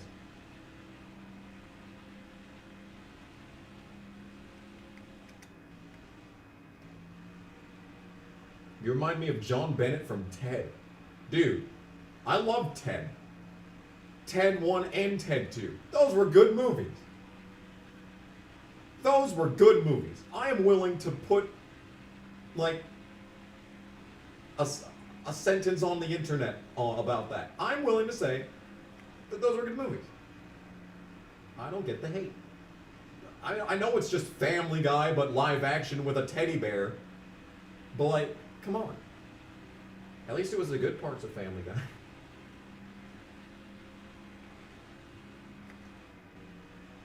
He died in 5th grade. Fuck.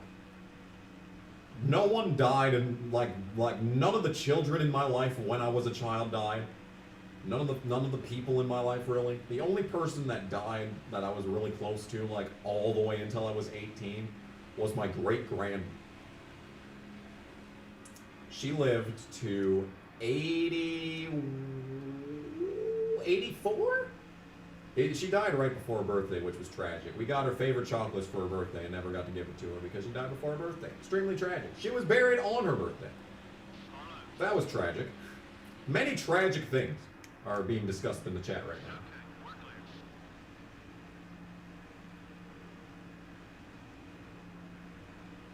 27? You think I'm 27? I'm only 27, you know. No one's gonna get that reference. Dude, no. I ain't 27. You see, the funniest thing is that before I hit puberty, everyone thought I was younger, but like the instantaneous second that I hit puberty, everyone thought I was older. Like freshman year, everyone thought I was a 7th grader, but sophomore year, everyone thought that I was like 17. It's like, dude, what changed? What changed about my complexion?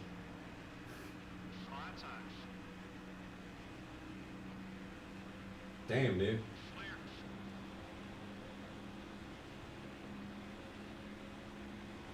See, most people have experienced loss in their life, and it's like, I've just had like 2 people that I knew in passing die the past year, and it's like, I think about it, and it's like, you know, I've lived most of my life without, basically, with like no one dying in my life. And now that I'm getting older, basically, it's gonna become more frequent. Like, there's gonna be more often than not people that I know dying. Actually, it's gonna be 3 people. 3 people. My fucking Uncle Jeff last year. Probably the closest person besides my great-grandma to die in my life. And it's like, you know, it's fucked up. We didn't see him that often. Because he worked basically his entire life. But, yeah. Right side. Okay, we're clear. His funeral was painful. Whenever his high-functioning son, whenever I saw his high-functioning son, I that's when I wanted to cry. Like, I knew that he was suffering at the end of his life, so like him dying was more mercy at that point. But like at the same time, whenever I saw his high-functioning son, I was like, oh, that's fucked up.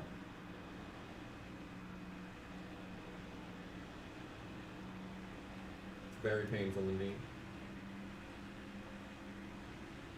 Your grandma passed away on your birthday. Oh, fuck. Oh, I'm sorry to hear that. That's genuinely fucked up.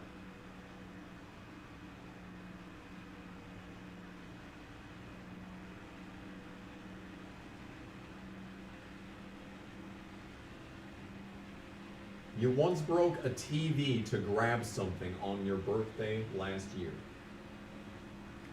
What happened? Did like Willy Wonka transport someone into your TV so you had to Right side.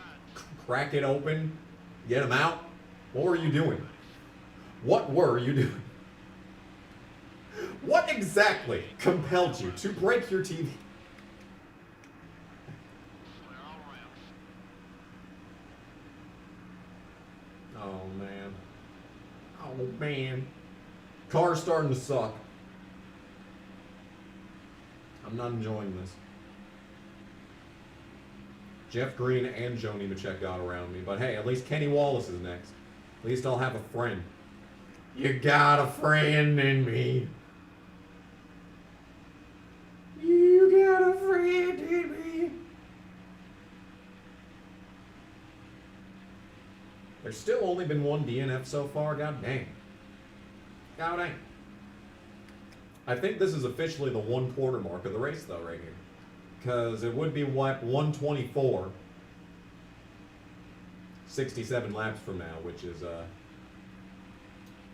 almost half of 250. Easy care, yeah.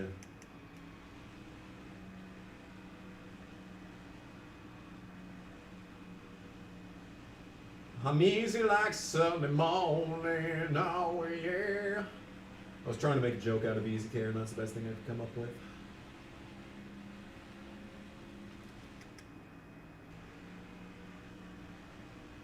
This chat is fun, yeah, right? We got depression hours in the chat.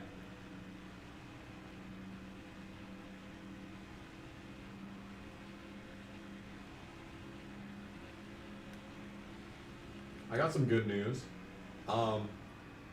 The breakfast lady 2 days ago asked me when my last day was gonna be. And I was like, what? And she was like, oh yeah. They were saying that you were gonna quit. And I'm like, no. No.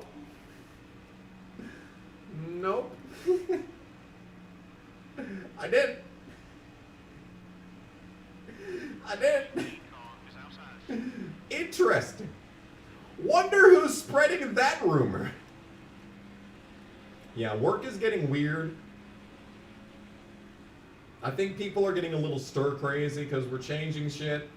And like, there's a bunch of people that, and yeah, we're changing shit. Like, we've completely changed the operating system at the hotel. So now literally no one knows what they're doing. Except for this guy that just started 2 days ago. And he's been basically training everyone else despite being in training himself. And like, I'm just sitting there like, I'm the fucking night audit guy, so I'm like basically involved in nothing. I just fix everyone else's problems silently. And it's like, yeah. Number 23 is passing low. And like there's drama every single day because there's a bunch of fucking middle-aged housewives working there. Got one down low. I am not in South Dakota. Why do people think that I live in South Dakota? The 23 car. I went to college in South Dakota. That's it. That's it. The last time that I lived in South Dakota was 2006. Okay? Okay? 2007, actually. It's like, I moved back in like February. Do I have any intention of not being single in the future? Interesting question, JC. Interesting question coming from a heterosexual like yourself.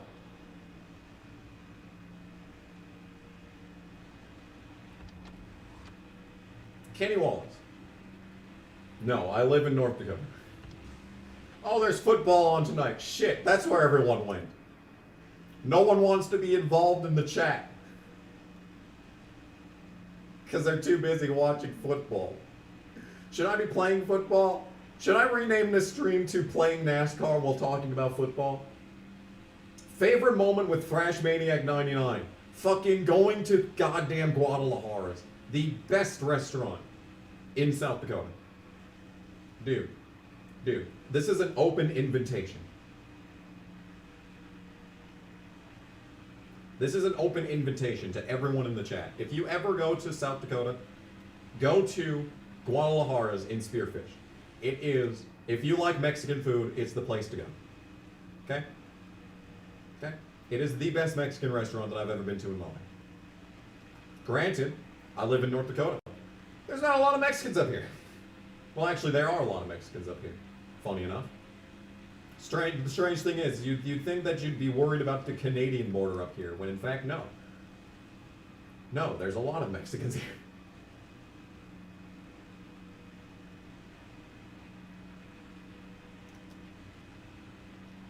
Ow.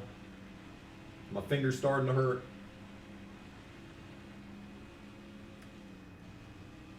What if you don't like Mexican food? I cannot look at you the same way again. Wow. Wow, dude. This is the exact moment where I storm out of the house. I storm out of the house while sad music plays and it's raining. And this is the moment that I go to the lake. And I cry. And my tears hit the lake. And the face of like my grandpa forms in the lake. And he says, "Kamikaze, you must not be such a prude. People are allowed to not like Mexican food." And I'd be like, "But Grandpa, Mexican food is the best food ever made. How can you not like it?" And then my grandpa in the lake goes, "Kamikaze, you must understand that not everyone's taste buds are the same as yours. Go now. Go to the mountain to speak to the wise man, and he will teach you everything you need to know about food." This stream sucks. How does it go with chat? I can see why everyone's gone. I can see why people have stopped watching. It makes sense, honestly. It makes sense. That's the Shaolin monk sound, okay? That's my stereotypical Japanese old guy voice. No, that's before. This is the first act, okay? This is where we establish my character of like being offended by people not liking the same food as me. The second act is when I go up on the mountain, and then like the third act is when I fight the dragon. Right? For the people who have kissed a girl before, what's it like? Well, I was 4 years old and it was not consensual, so I didn't enjoy it. Why doesn't Jimmy like me anymore? Yo, he was a logo ally in the previous race. Jimmy, friend, be friend.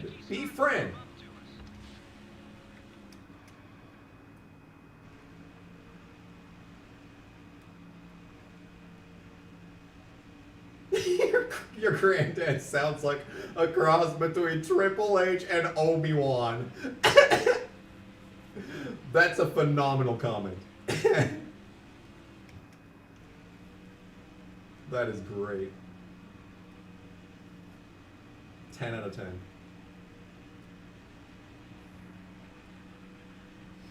Oh, this race is very long.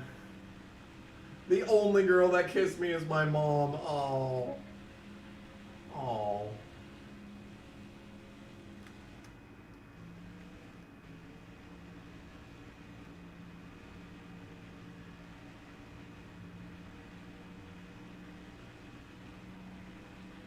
Kissing is slightly wet, slightly spongy. Very graphic. Does it involve tongues? I remember when I was like 8. Your left front tire's a little worn. I was 8, alright? So I was watching shit that I shouldn't have been watching, right? And I was like, Mom, why don't we ever kiss with the tongue? And my mom was like,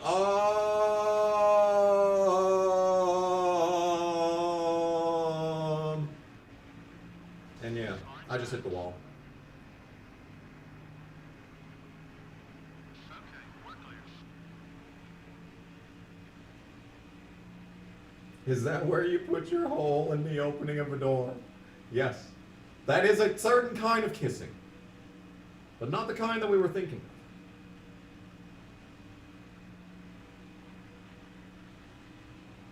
Yeah, I deserve to be disowned after that question.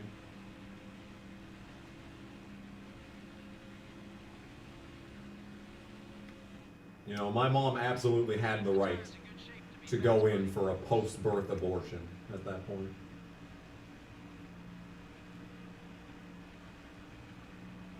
What would that have been if I was 8 years old? It would have been like a 47th trimester or whatever. I don't know how trimesters work. I don't know math. Math is weird. Math sucks. I hate math.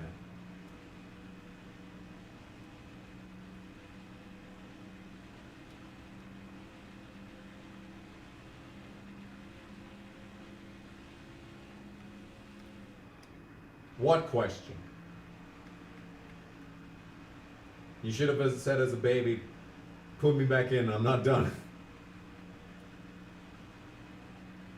Yes. Accurate. Very accurate. I was not done incubating. What if I never got into NASCAR back in 2002 or 2003? I don't know. I'd probably be happy. I'd probably be mentally stable. One of them. Maybe not both, but one of them.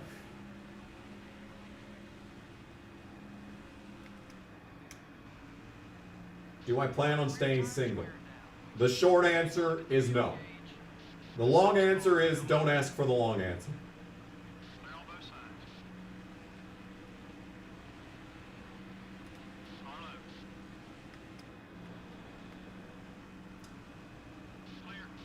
Arlo. Clear.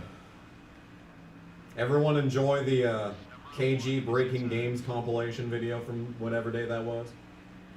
You're clear.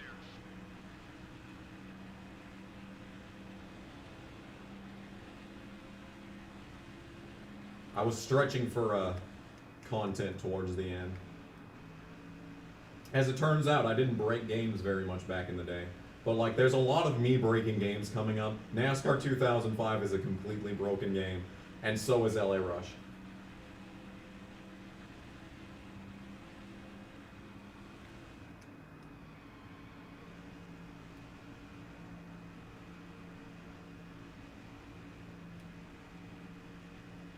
NASCAR 09 looked like an awful game. Yeah, I've still never played the PS3 version.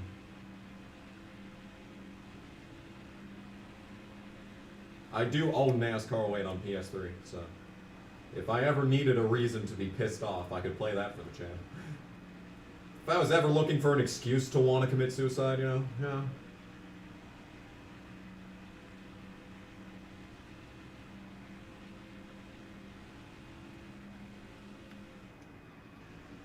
'21 Ignition is the worst NASCAR game ever. You say that. You say that. And yet. And yet. Number 8 is going. And yet. NASCAR sim racing on PC exists. We should play that for the channel. I should get like a floppy disk reader to be able to play that. Because it was like a game from like 2002, so it's on floppy disk, you know. The ancient prehistoric time of 2002. Yeah, I still have no idea what happened to cause that wreck at Darlington in NASCAR 2005 with the hood. I don't know what happened. Because, like, he hit the hood and then suddenly he's going 300 miles an hour.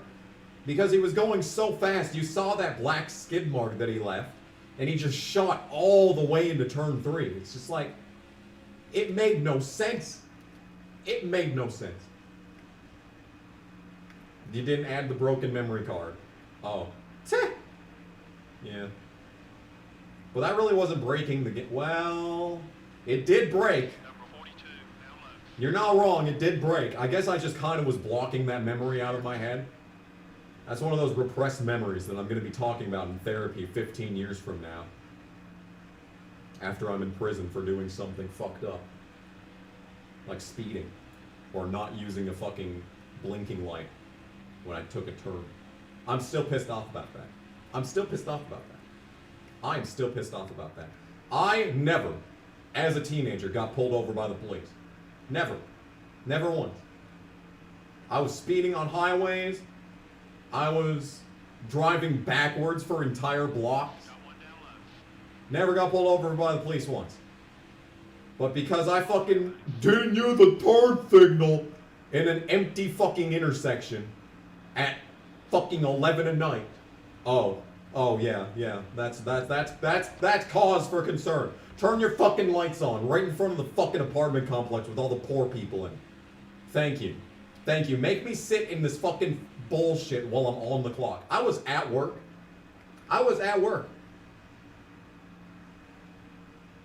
You can't find the unexpected result video. It's called Watching 5 Years of My Life Disappear, I'm pretty sure. I would search for Watching Life Disappear on my channel. For that.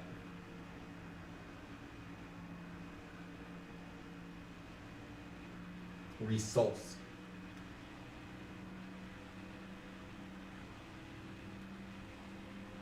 Lap 90.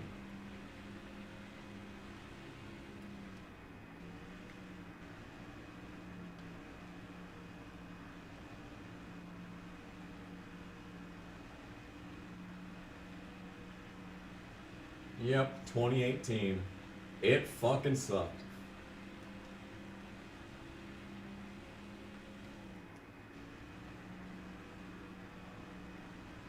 But I did get to see Brett Moffitt win in person.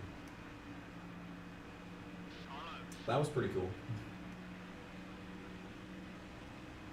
You're clear. Oh yeah. I forgot Nashville Super Speedway was back. I totally forgot about that. Yeah, it should be in fucking NASCAR 21. Number Yeah. 27 is down low. Track sucks. Still there. All clear, buddy. Yeah. Me getting called out was fun though.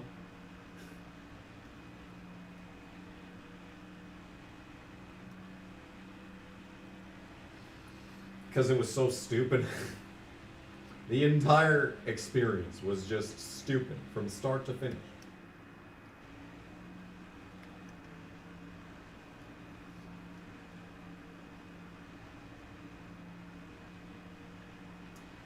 Didn't I pit on lap 42 last time? How's it lap 92?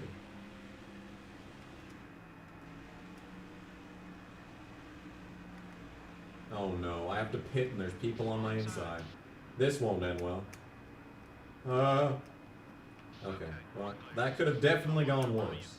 But it also could have gone better, so, you know. More damage. More damage to be repaired. Let's hope that the fucking guy doesn't do things.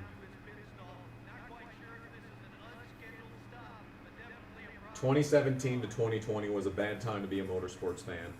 Yeah, it was. Oh my God, are you kidding me?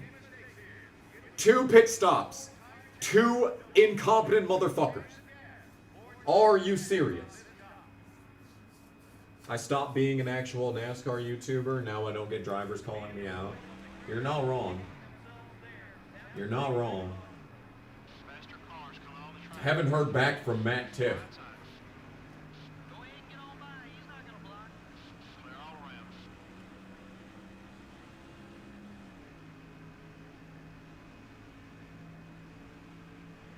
I was hoping I'd get a response from Brian Keselowski, yeah.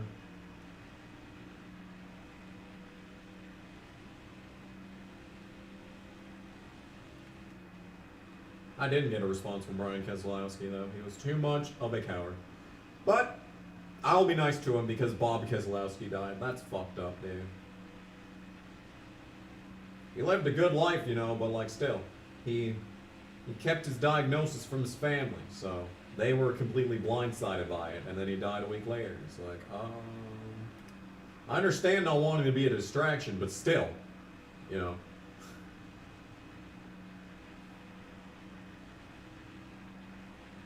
2020 was awful, yes. We don't need a new worst drivers in NASCAR. The video is still fucking accurate.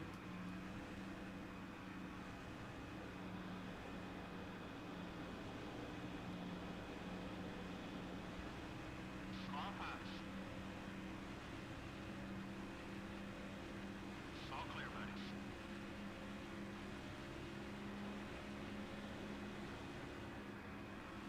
I'm so proud of you, Brett. Smart pass. That was such a good win last week, dude.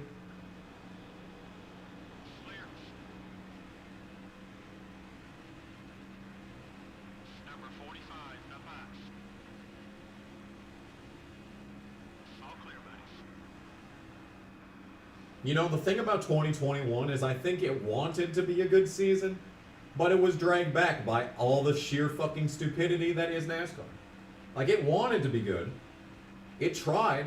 It started out, you know, horribly at Daytona, but then McDowell won, and that was good. But then like, fucking Bell was winning, and Blaney won, and all that good shit. Yeah. And then everything sucked for basically the entire, like, April to October.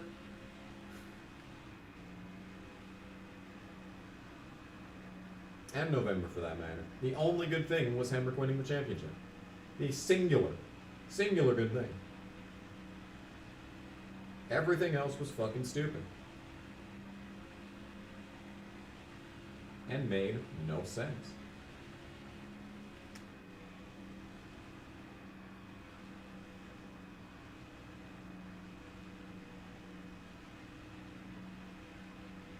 What do you mean? He's the 1990 champion. Don't be depressed.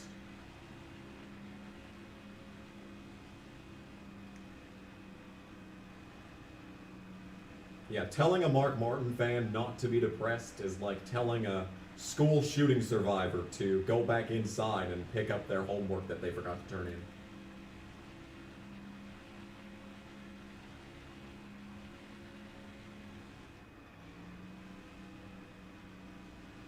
I'm also glad Hamilton lost the title. I still think it was kind of stupid, though. I'm getting very concerned about the fact that no one else is pit.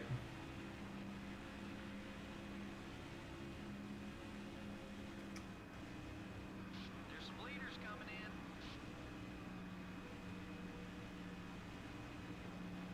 in. Yeah, of course, Mark Martin picks 1998 to have the best season of his career, which just so happens to be the most cancerous season since Larson this year. Fucking awful. Awful, shitty fucking garbage.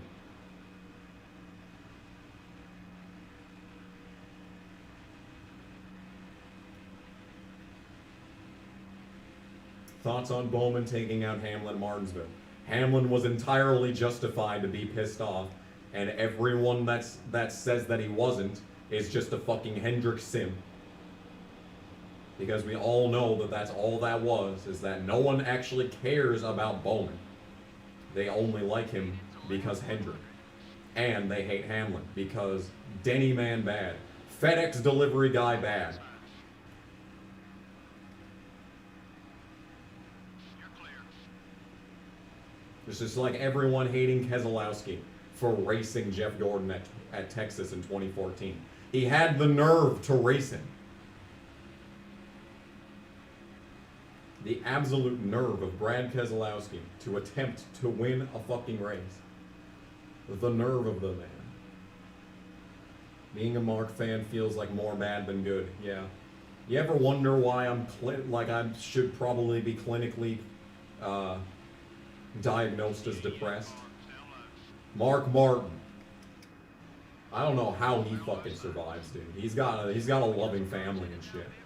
You know. So that's cool, I guess. But at the same time, like, he spent the better part of 30 years getting fucked up the ass. No lube. And he's just like, yeah, man, I love my life. It's like, what? Mark, excuse me. Did you repeat that? You appear to have claimed that you enjoy your life, and yet you were anally railed without consent for 3 decades. And you're telling me that you are happy to be alive? What? That's me.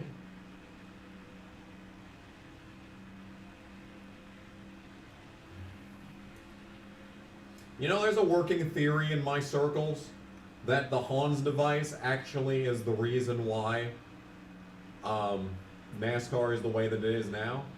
Is because all these crashes that would have been fatal crashes, look at Mike Skinner not blocking me. What a fucking Chad, dude. The one AI car in this entire game to not block me all the way off the racetrack. What a stud. Mike Skinner, driver of the year. A couple top 5 cars are on their way into the pits. See, like, all of these fatal crashes back in the day would have been prevented with the Hans device. However, now there's a bunch of crashes that have happened today that are not fatal due to the fact that they had the Hans device. And so the fact that, you know, there's all these drivers now that it wasn't fitting out the herd like it was back in the day. Which is why, you know, like there's so much nonsense going on, and they had to make the chase come into existence. It's weird. It's weird. It's a difficult theory to describe without getting morbid. So, like, you know, yeah. You're clear.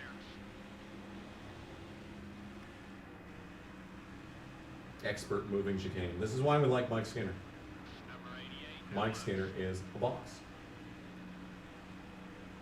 Okay, we're clear.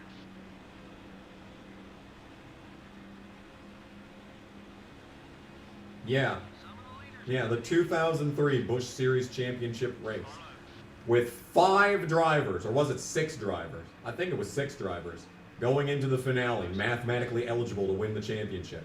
Oh, but Kenseth won the championship by a full race. It's boring. Yeah, the Truck Series Championship was an absolute joke. The Busch Series Championship was like the final 6. But because the Cup theory that did not work out that way, oh, we gotta change everything that has worked for the past 40 years. Just because this one time, someone not named Jeff Gordon won a championship by a full race, now it's a problem. 1995 wasn't a problem, 1998 wasn't a problem, 2001 wasn't a problem, but 2003, oh, that's when it's a problem. That's when it's a fucking problem.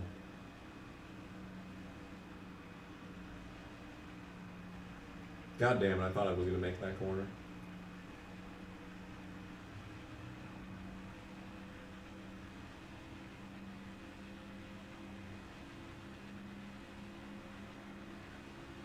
Anyway, It's lap 107.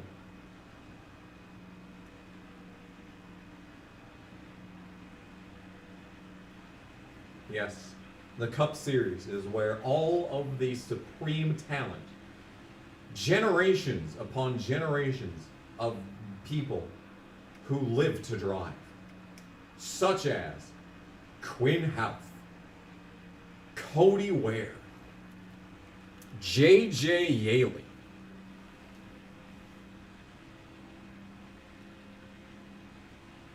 yes, titans, true titans of racing.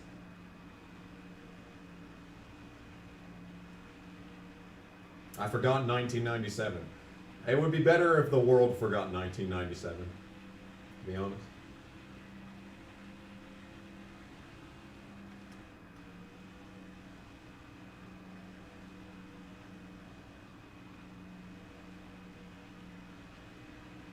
If you were ever wondering if the Cup Series is actually about drivers who have reached the top tier of their sport and have truly deserved their time in the series, just take a second to remember that Matt Tifft ran a full Cup Series season.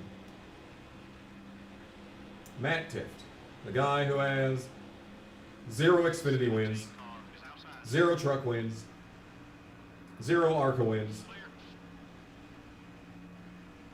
Definitely deserving.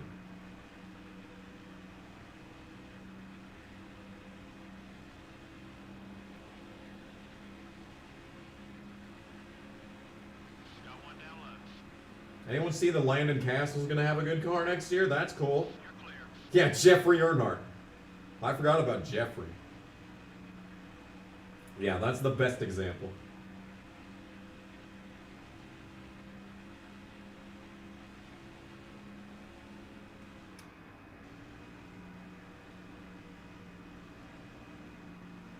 Lap 110. We're almost halfway, guys. It's only what? 2 hours and 12 minutes into the stream, and we're finally almost halfway.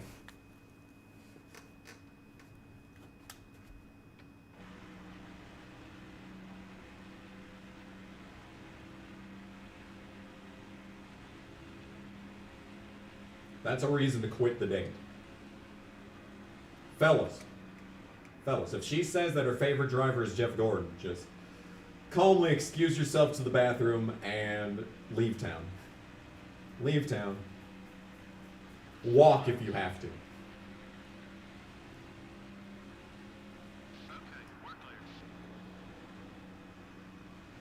Why is this race so long?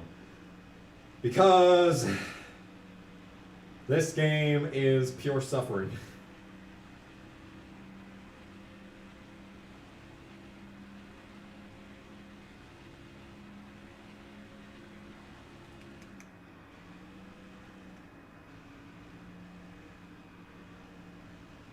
And I don't care, Denny Hamlin remains one of the greatest drivers of this generation, if not one of the top 3. Number 17 is inside. Clear on both sides. Yes, what if? You do need to come out here.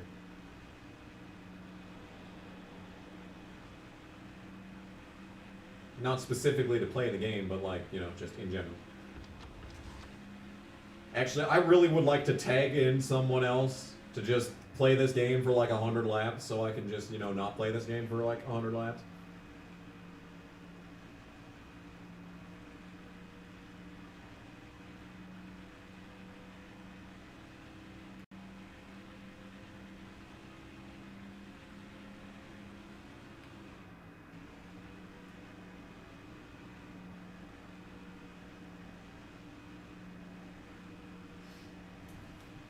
Actually, we could take the halftime break.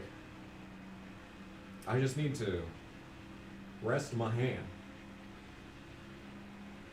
Because it hurts to hold down the R2 button for extended periods of time. Oh God, there was suddenly a lot of chats at once. Hello. Hello. 40 people watching, I think. I don't know. Is it 40 people for everyone else? That's just what it says on my end.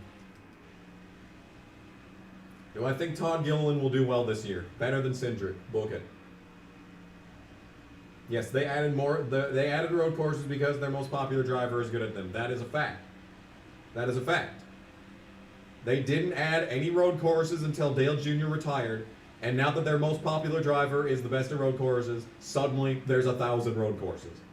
Curious how strange this works out in such a coincidental manner.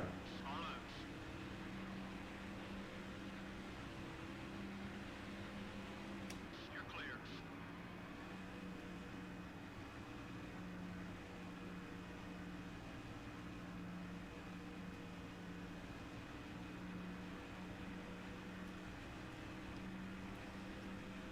Lap 116. We're still not halfway in this race. Why is this so long? Why did this have to be this many laps long? California is boring. This is a boring track.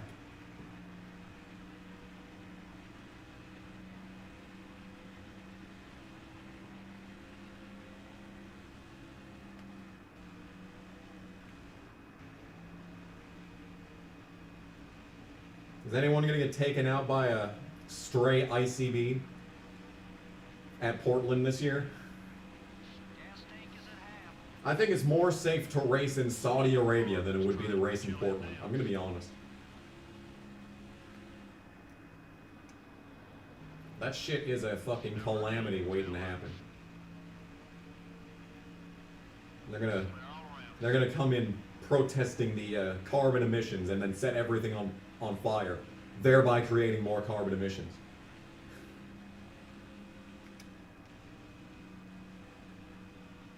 Bring back Chicagoland. Nah. Well, I mean, yeah, because Chicago deserves a race. I mean, they're crime infested, but at least they've always been crime infested. So it's like you expect it. Oh my god, all these novels in chat. Shorten the messages. I can't read these. Good lord.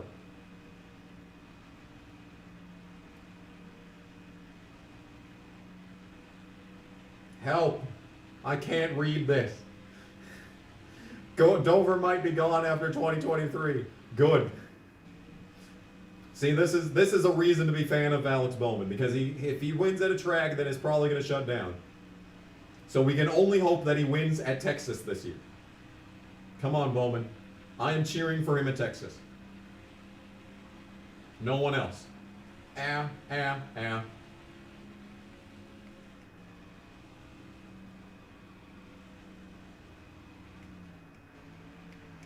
Oh no. Oh no.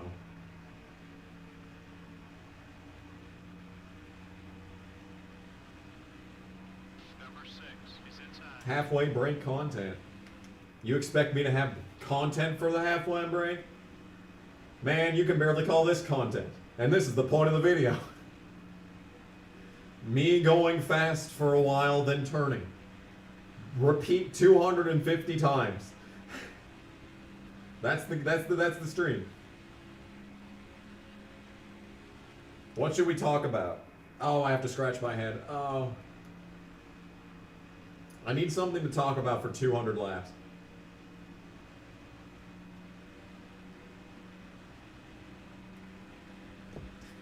Anyone like 21 cars down low.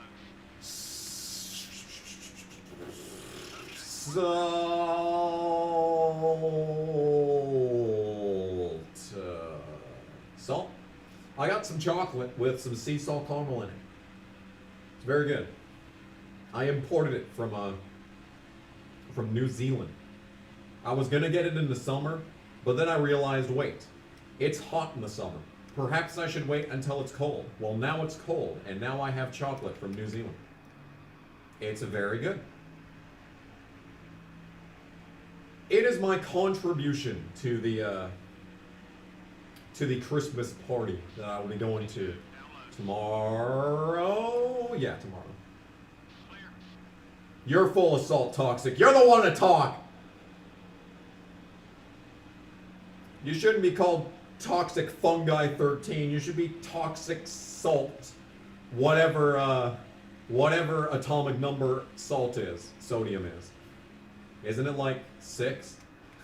No, I think 6 is oxygen. Isn't it 4? 4. Toxic salt 4. What if drinks from his hands? Chad. Honestly, Chad. He goes down to the river. In fact, that's where we meet.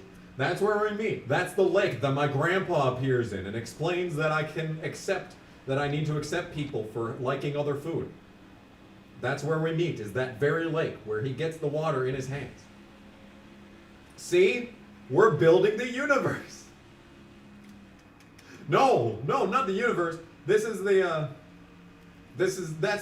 gonna be the name of the anime, dude. That's gonna be the name of the anime. Uncurse the universe. The anime. I love it.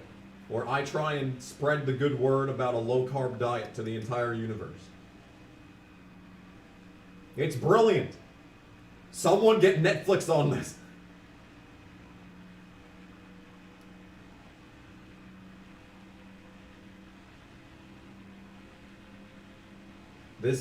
This track is a win with a decent car or good setup. Well, I have neither of those, so you can just stop. You can just stop. You can just shush. Someone mute JC. Mods! Where are the mods? Imagining KG as an anime character. See? See, like I said before, someone needs to make me into a cute little avatar like LS Mark and fucking Odd Ones Out. Okay? I want cute little screen things. Cute little cartoon character me. That's what I want. That's what I want. That's what I want for Christmas. Santa, are you listening? Santa, my homie.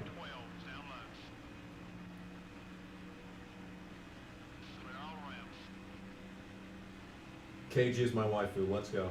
Let's fucking go. Dodge Raceway Stadium is the worst track. 100% race length cup race at the Dodge Raceway Stadium on legend difficulty with no assist. This one's half over. Dig a little harder, buddy. We need to pick up some more spots. This one's half over, guys. We are 2 hours, 22 minutes, and 47 seconds into the stream. And we are halfway!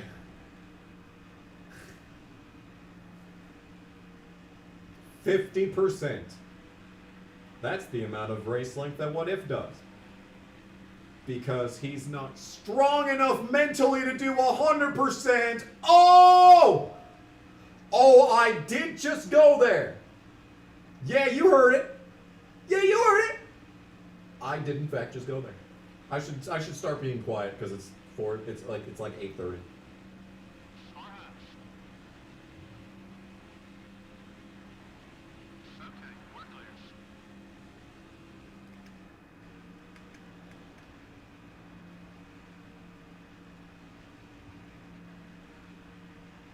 Help. Oh, the car, it sucks. The car still sucks, by the way. That hasn't changed. This has not changed in the past 2.5 hours. No! He's gonna walk away from the Netflix contract. No! Oh, what have I done? This is the 4th act, the betrayal.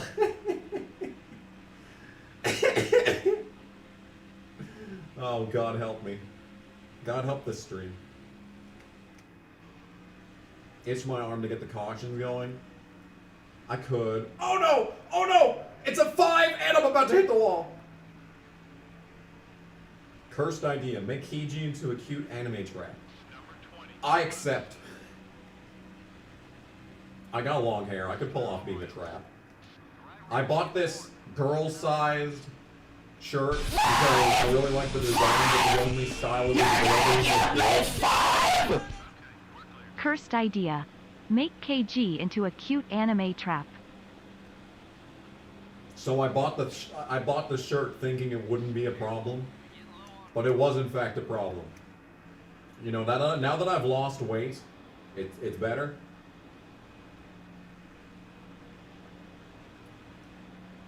Now that I've lost weight, it's better. Ow. But it's still very tight, and it very much accentuates the breast. No, don't leave, Toxic. You're not allowed. Toxic, you have to stay for the entire race. I thought that was in your contract. Pretty sure we agreed to that. We agreed to these terms. Anyway, can we have a KG and What If Yowie? Sure. We could make it live action too. You know what I actually want? I've been trying to talk this dude that I know that likes to commission furry art. I've been trying to talk him into commissioning someone having tails fucking me. That's what I want. So if anyone out there is like artistically inclined and you want me to retweet you on Twitter, please make an image of Tails X KG with me as the bottom, and I will retweet you on Twitter. And yeah, I genuinely want this. This is something I want.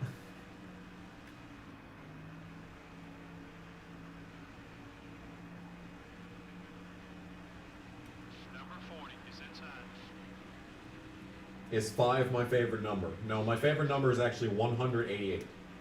Very specific, I know, but it's true.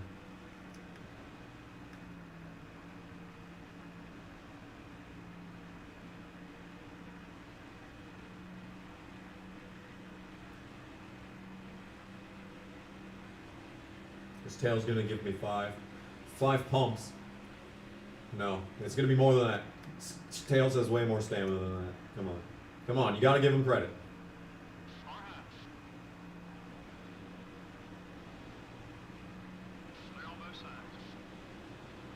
$188 equals Talladega. Yeah, but that's not the reason. That's not the reason it's my favorite number.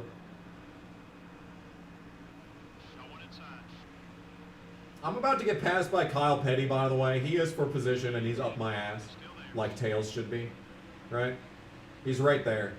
So, and Ken Schrader is right behind him too. Fuck. NBR, go make a video. Come on, you're the up and coming guy, all right? You're the one that all the people are commenting like, "Oh, you need more subscribers." Well, that's nice, but promote this. Promote this on your accounts that have several 100,000 subscribers. Don't just say that you need more subscribers. Get out there. Promote NBR, the greatest YouTuber, NASCAR YouTuber, besides Brock Beard of 2021. I'm sorry. Did Danny include you in the best NASCAR YouTube moments of 2021, NASCAR Rewind or whatever? He better. Fucking better. When will the next Davey Allison video come out? Yeah!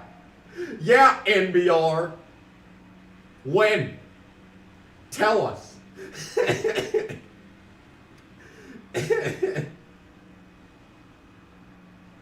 No, he didn't. Damn, that sucks. Spingate should have made it. That's unfair. That is unfair. Well, I just lost both those positions, but I only need to finish 40th, so it's actually not the worst. It's coming back! Hell yeah, dude! I was not expecting that. It's coming back. Soon. Trademark. Copyright. Registered. We're doing it for Navy. Tony Rain's favorite driver as a kid was actually Davey Allison. I don't know. You remember watching a walkthrough of Babysitting Cream. Couldn't have been here. Couldn't have been this channel. Definitely not. What's that? I don't know what that is.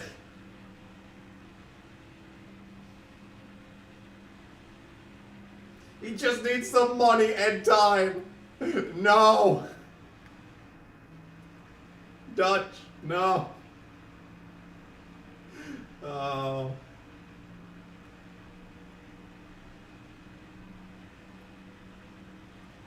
John Marston, 1996 champion confirmed. Anyway, I'm going to have to pit soon, so that'll be interesting. We'll see if the pit crew can screw up on 3 out of 3 pit stops. And some faith. Yes. Actually, as it turns out, Dutch was the helicopter pilot. No. I'm sorry. Can we not talk about this anymore? I feel like we've gone too far. I feel like the joke has gone too far at this point.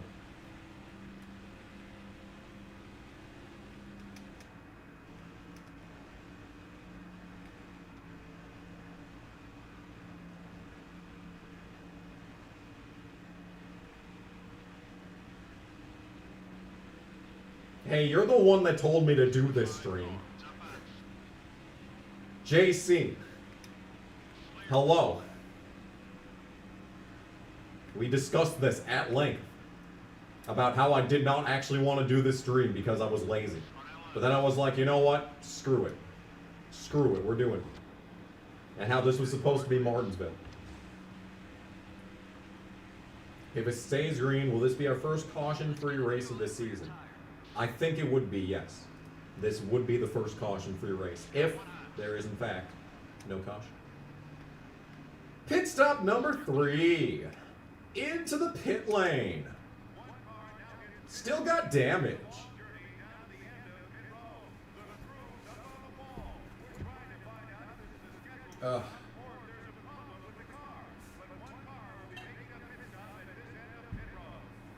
Taking off my pants has failed to make my situation any better.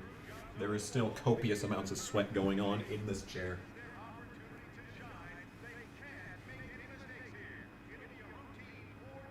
Toxic manipulation, goddamn. Goddamn me. Yeah, you're just trying to be helpful. You're just trying to be a life coach. Holy shit, a 16-second stop? Where's this been all season? Bruh.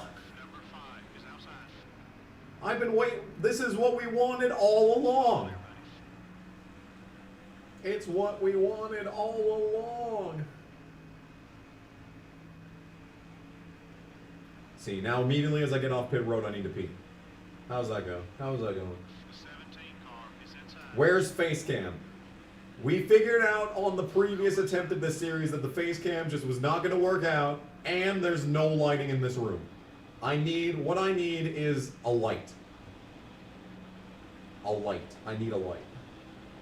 Got a light? Oh no! Brett Bodine's out! No! Oh, come on, dude. Boo! Unreal, dude. That's unreal. Is there just an archipelago islands full of dead celebrities? Yes. That's where Amelia Earhart, Elvis Presley, Julius Caesar, all of them are on that island. The island of misfit toys. See, this is fucking cursed, okay? You want to see this? Okay, hang on. So, as you knew from the previous 2 streams, Michael Waltrip went back-to-back, and he was looking for win number 3 in a row at Martinsville. When in fact, he did not win. It was Brett Bodine. Now both of them have blown up. Both of them. Both of them have blown up. That's unreal. This game hates good things. Michael Waltrip was making gains in the championship. He fucking blows up this week. Brett Bodine won in spectacular, unexpected fashion last week, and then he blows up this week. Why does NASCAR Thunder 2004 hate fun? And then it's just Dale Jr., Ryan Newman, Jeff Gordon, Tony Stewart in the top 5. It's just like, fun. Fun. So fun. How exciting. Truly, we've never seen anything quite like this. Ooh, baby, do you know what that's worth? Ooh, heaven is a place on earth. They say in heaven, love comes first. We'll make heaven a place on earth. Ooh, heaven is a place on earth. Why did Progressive have to ruin that song? It's such a good song, and then they had to fucking play the same goddamn Progressive commercial over and over and over and over and over and over and over, and ruin it. TV is awful. This is why we don't have TV. TV bad.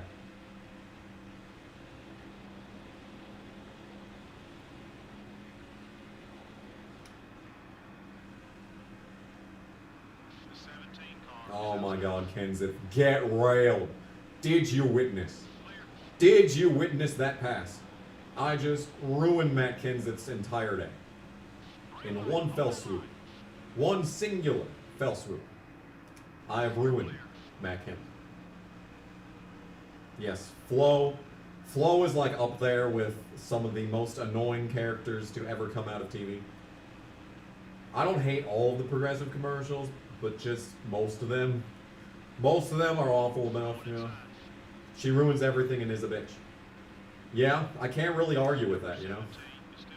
That's a pretty rock solid argument. Can't lie. Pretty based. Pretty based. Terry, are you kidding me, dude? Stop. You'll block me, but not Kenseth. Kenseth, I hate you. I regret warning you. I regret warning you about S-Step being in the infield. Kenseth, Matt.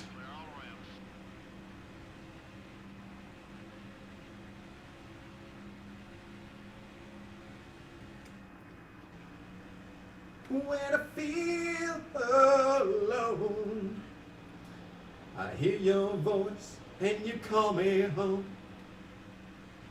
When I'm lost at sea, I reach for you and it carries me. F to Mike Skinner. In this world we're just beginning to understand the miracle of living. Baby, I was afraid before, I'm not afraid anymore. What is my views regarding current trendy music? It sucks. The only good group releasing music today is Daughtry just released a good album. Daughtry actually sounds like he did back in like 2010. It's like, holy shit. Holy shit. It's really good. Changes are coming, I think. I don't know what the name of the album is, but it's really good.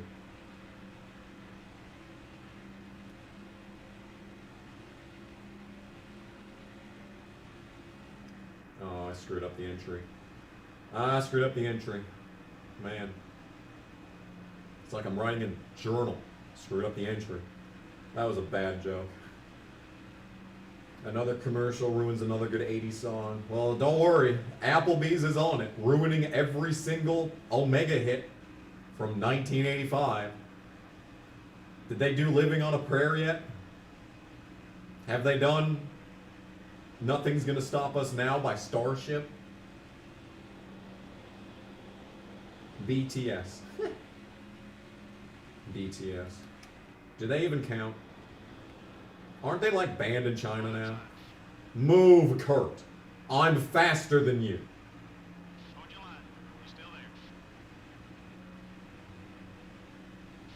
Faux alt metal and butt rock are the new thing? Butt rock is back? Yo!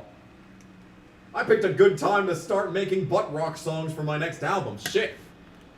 Hell yeah. Alright. This is good.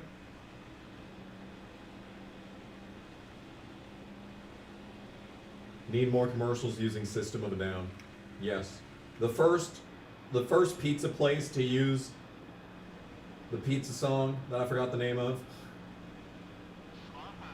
Move, Kurt! Oh my fucking god, I will dump your shit. I will. I will, in fact. That is not a threat. I will dump your shit. Move, how about?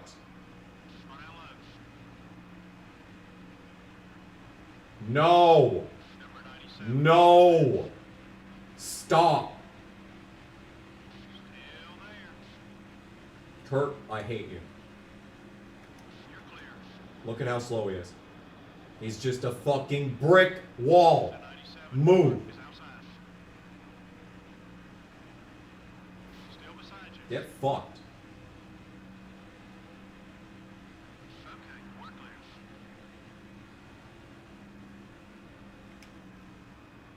You see, like the pizza song by System of a Down isn't even called the pizza song. It's like some anti-capitalist thing or something. I don't know.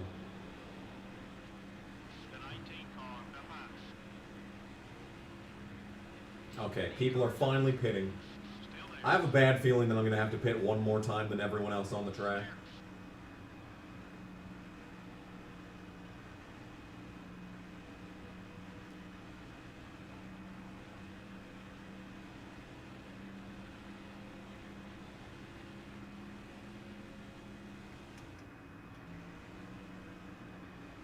Is it one to go yet?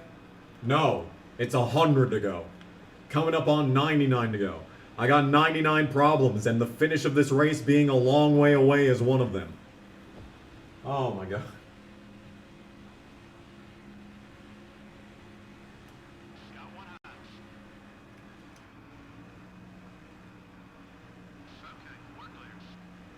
I'm fucking there. Yeah. Kurt Busch. Very good on the radio. 99 laps to go in the race. 99 laps in the race. Going to turn one. Get blocked by Kurt Busch. 98 laps to go in the race. We're going to bring that back. We're going to bring that back every single screen. We need more Kurt Busch songs. I have an idea. I've had a few ideas for Kurt Busch songs, but I always forget about them before I have a chance to do them, so then I'm like, shit.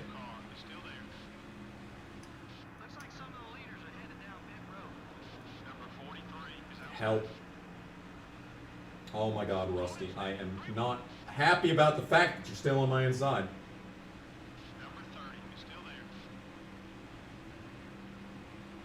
Oh my god, Rusty. Why?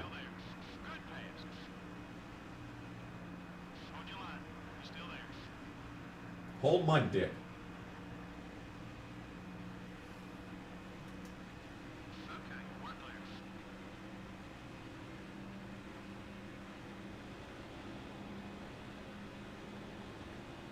Anyway, we're still playing this game. Oh my god, we're dead. We're dead. We're dead.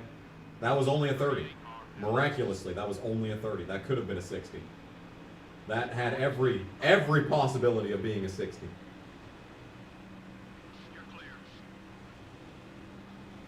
Yeah, I hate when people are inside me. It's the fucking worst. The only thing that I want inside of me is tails.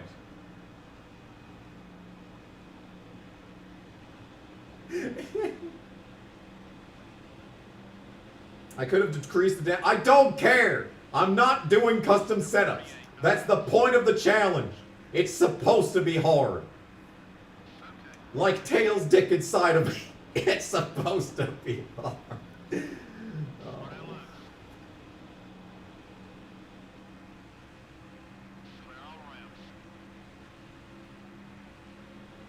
No. Pit road's getting busy. No, it ain't. I'm blocking Kenseth. You ain't pitting, bitch. You ain't pitting. Get fucked. Like me. By Tails.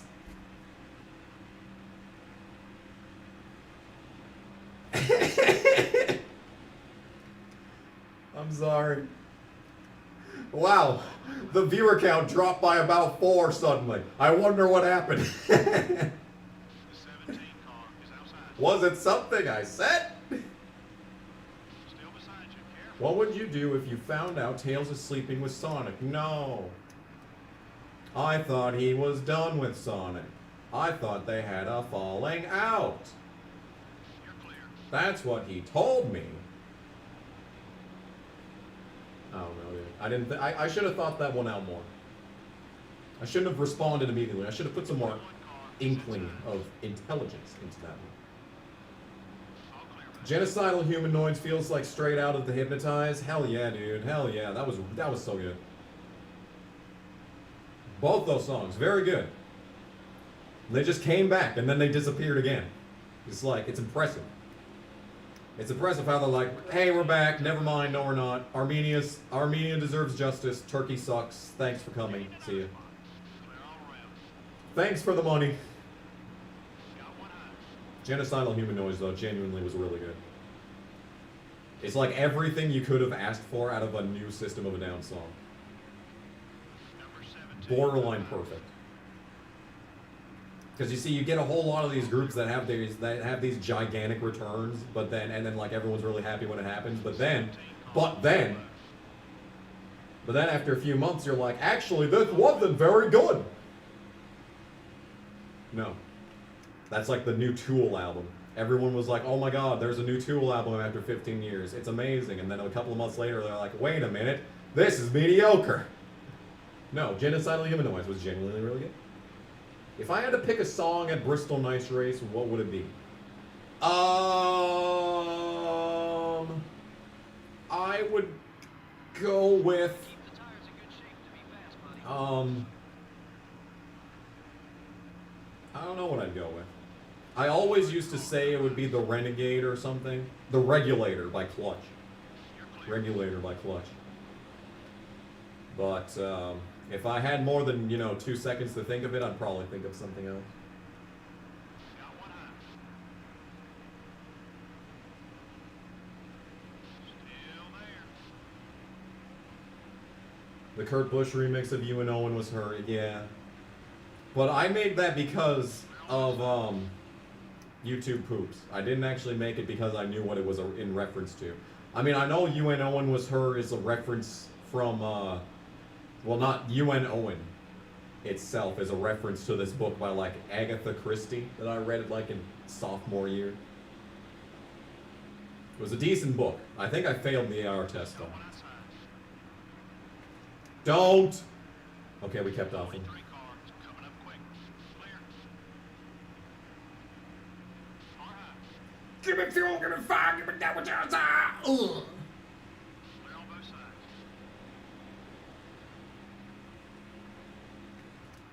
You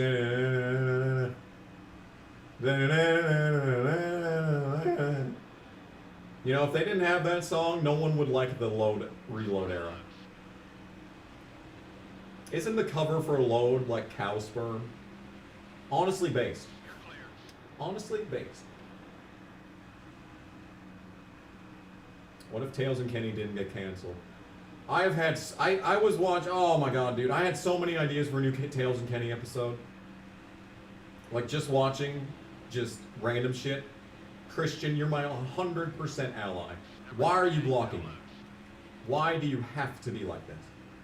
Move! 43 up high. Move! I hate you. I hate you. I had a bunch of really good ideas for new Tales of Kenny episode, but like, there's no way to make it. There's no way to make it. I don't even know where my poo stuff is.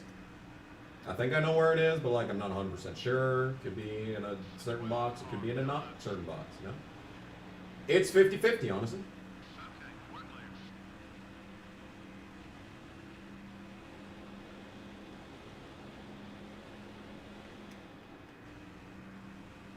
Halfway on gas.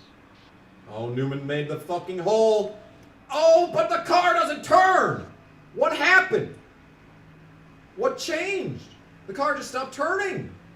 Got one down And low. there goes all of the space. There goes all the time that I gained on everyone. And now I still got people up my ass. Funny how that works. This live stream is meaningless. Yes.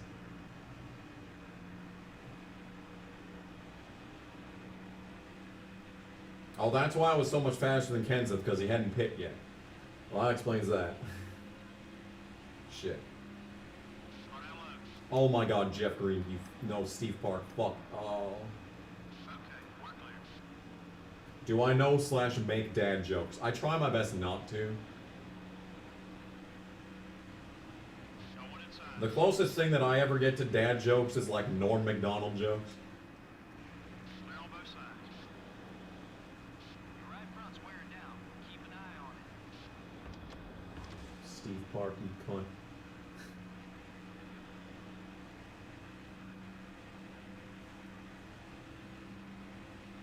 Jeff Park and Steve Green. That sounds like, you know, youth pastors at a getaway place. Spring break 2021 at the chapel. Slow down low. Man, I knew I was gonna have sex this spring break, but I didn't think it would be like this. Did I ever listen to the Tool album? Yes, I did. I listened to it at work. Like the week it came out, and I was like, this isn't really anything special, guys.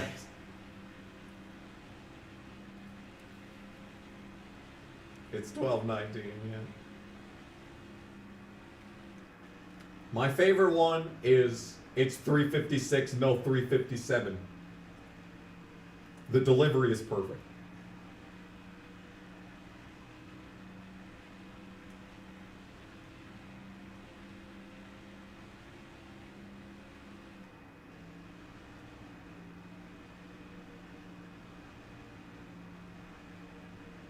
Got one outside. You never knew why Jeff Gordon would be upset for his brother Robbie's win in NASCAR, right? Facts, dude. Oh no, Jeff Burton's out. Anyway, yeah. Car inside. You'd think Jeff would be happy for his brother getting his first win, dude. You know, he's got to be a little bitch about it. Man's the fucking champion of the series, and he's just bitching. Bitching. Knock, knock, who's there? Not my dad. Same. Same. R.I.P.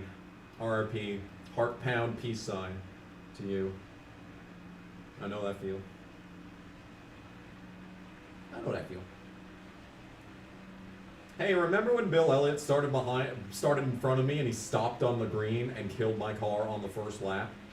Remember that? He's just driving up to the field like nothing. He can drive just fine. See? Look at him. He's just going. He's just going.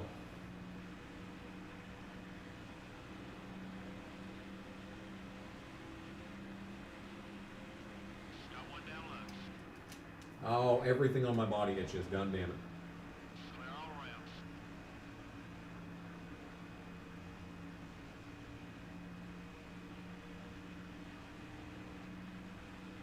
Lap 169. Oh!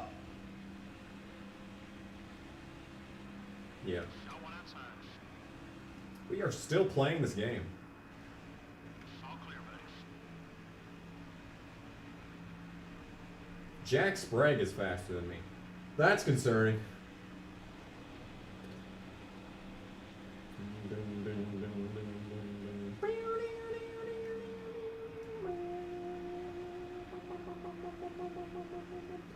Boom.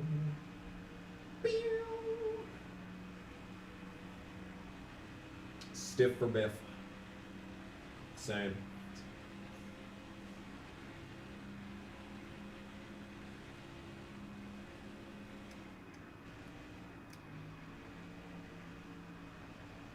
Yeah, it's weird how relationships work in auto racing because everyone meets everyone else and then they start fucking.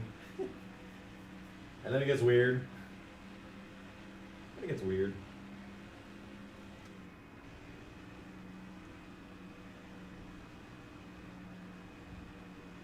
Is Byron still dating Blaney's sister, or do I have a chance with him yet?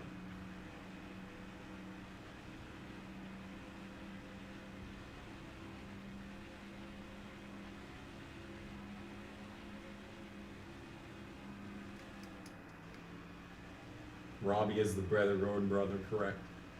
That's the correct take. The correct take. The 22 car. Alright, so I think we're gonna have to pit in like 20 laps. And I'm not 10 laps down. So I'm definitely gonna have to pit one more time than everyone else on the track, but it's fine because a whole bunch of people blew up. So I'm gonna finish 39th guaranteed, unless I die. If I die, then I won't finish 39th. Well, maybe I'll finish 39th. Maybe not.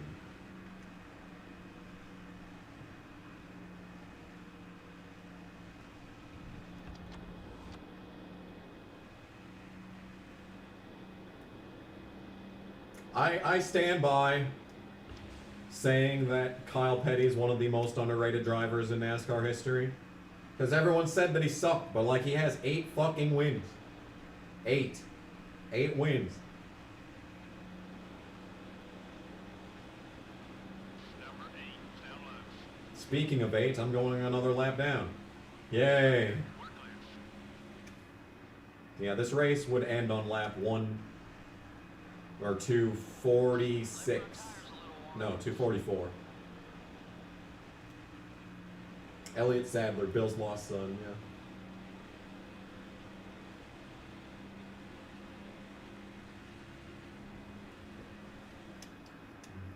You'd think that Bobby Hamilton would have been mad about the fact that the FIA took away the 8th championship from his son Lewis. You think? You think Bobby Hamilton Sr. is up in heaven, you know, throwing a hissy fit over that one? Clear on both sides. Looking down on his son. Man. Unbelievable. 8 incredible wins. Some of them actually were incredible. He won by like a full lap on one of them. You know?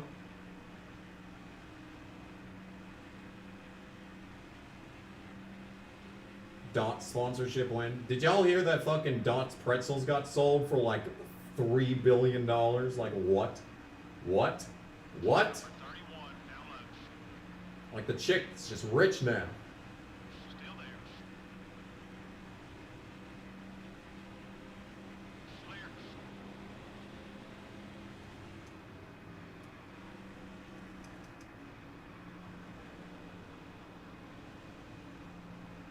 Number 01 is inside. Kyle on the rock, yeah.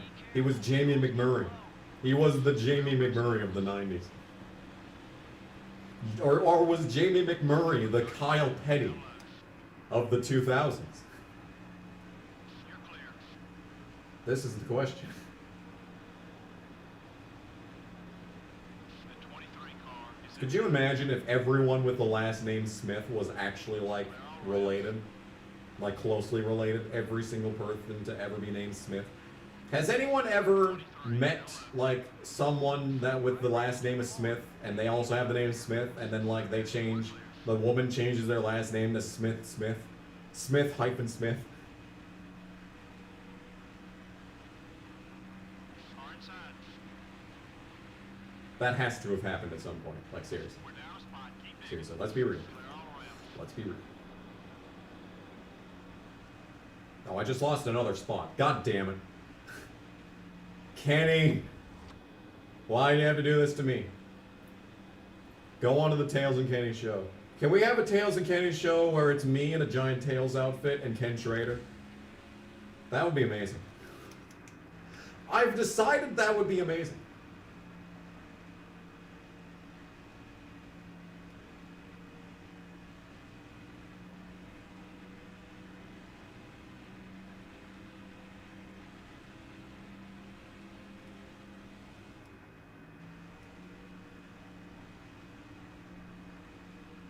Kenny Wallace is the best Wallace. I don't know. I don't know about that. Got one down low. Okay, we're clear. Who would be Pooh? Who would be Pooh in a live action Tails and Kenny with me playing as Tails and Ken Schrader playing as Kenny?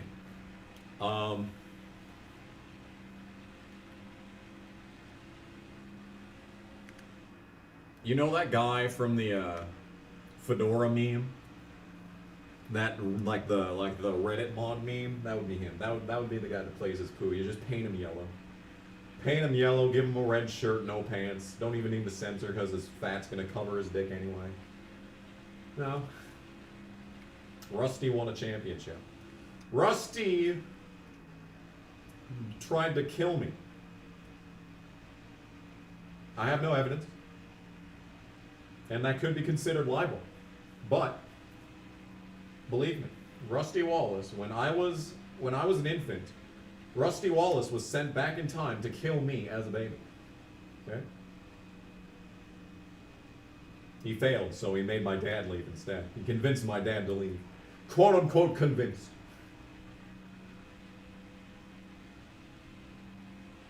But he failed. Rusty failed. He failed in his only mission. What a loser.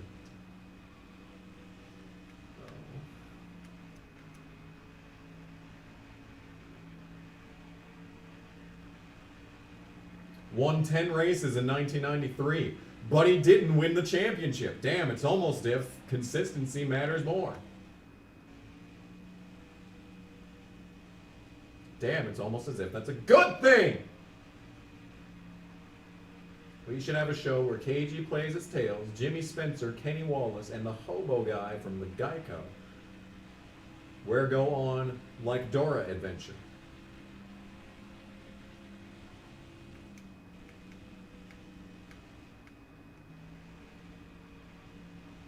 That's an interesting idea, 48 waffles. I had a waffle today. You know, fucking, oh my god, dude. I've been buying Eggo waffles, dude. They're unironically amazing. I got these whole grain, full-size Eggo waffles. They're amazing. And I got this maple syrup that's actually good. God damn, dude. I'm gonna have another one. Fuck it. I'm gonna have another. I already had one today. I'm gonna have another. And my leg hurts. My leg has hurt all week. My leg has hurt all week long. I don't know what's causing it, but like, I go to work, and then it starts hurting, and then it hurts all day, and then I come home, and then I go to sleep, and then it doesn't hurt anymore. But then I go back to work, and then it hurts again. It only hurts at work.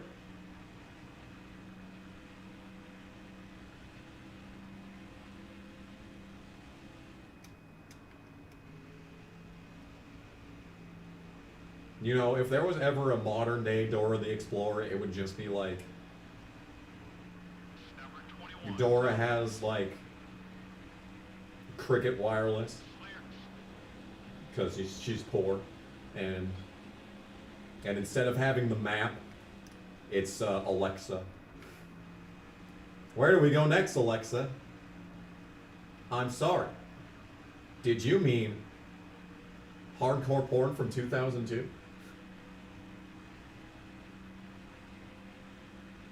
I'm open to the idea of a modern Dora, okay? Because Dora was modern for 1999, right? She had a fucking map. She had a fucking backpack. Like, come on. She had a little monkey companion. Who would be the companion now? Probably wouldn't even be an actual thing. It would probably be like Alexa is literally the only companion. Alexa is the backpack. Alexa is the map. Alexa is Boost. And like Amazon itself is like Swiper, trying to swipe her data. Amazon, no scanning.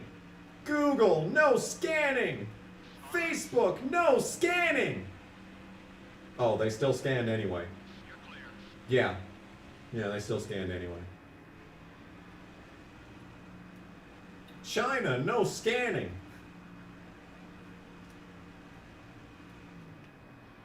This has been a good stream. I'm going to go out on a limb and say that this has been a good stream. I think everyone's enjoyed it. I hope this is my last pit stop.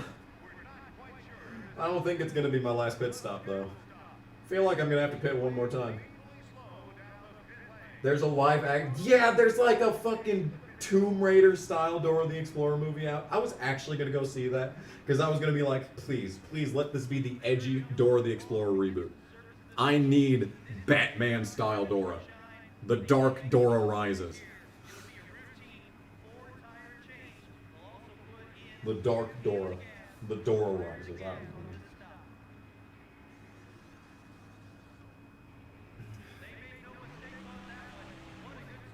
Oh.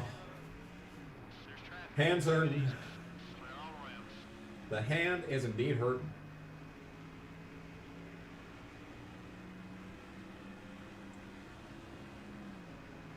There goes a bunch of spots.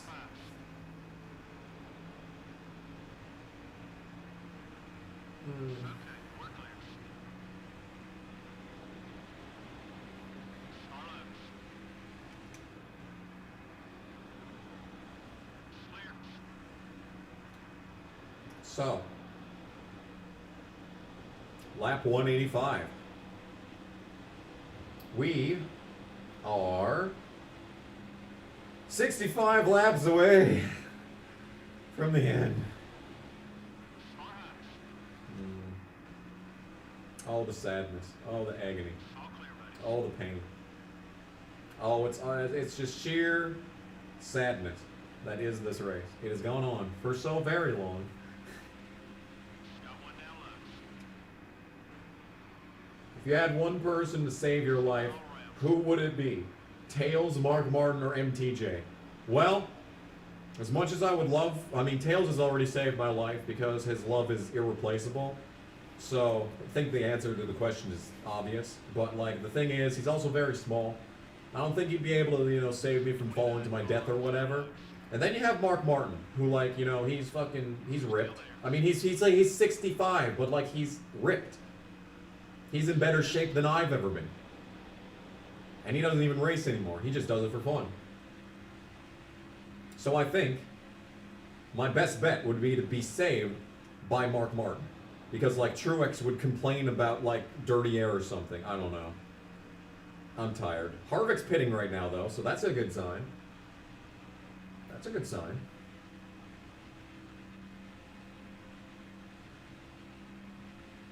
Has Mark Martin ever had a feature on a Gucci Mane song, by the way? Has that happened yet, or are we still waiting? Are we still lying in wait for the world needing that? Oh my god, I'm gonna hit the fucking wall.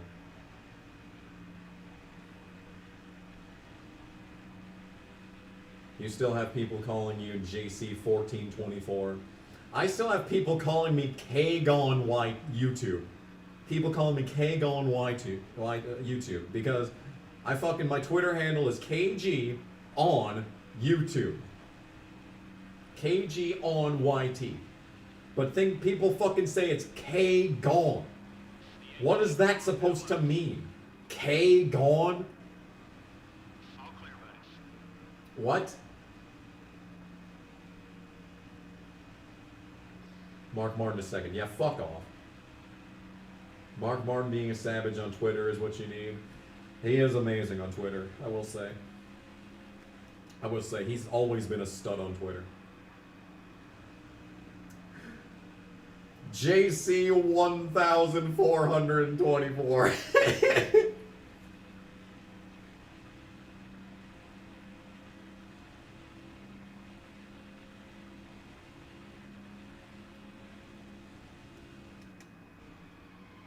Uh-oh. Uh-oh. Oh, no. Oh, no.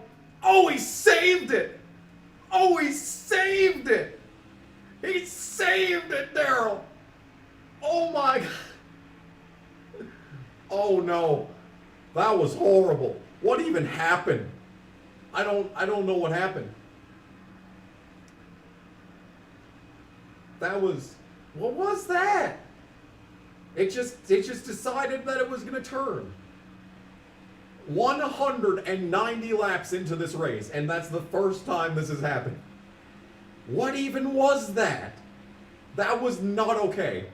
Game. I'm not appreciative of that. Number 18, up high. Clear on both sides.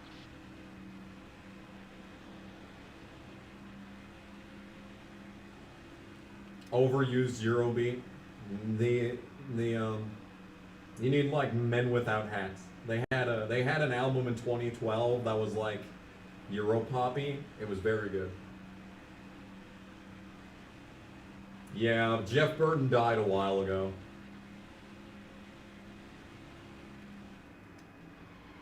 Gotta keep the tires in good shape to be fast, buddy. Hi K on Y2 love your vids. See, I'm always trying to say KG on YT because that's what it's supposed to fucking be. But then I say K-Gon because I'm trying to imitate these fuckers.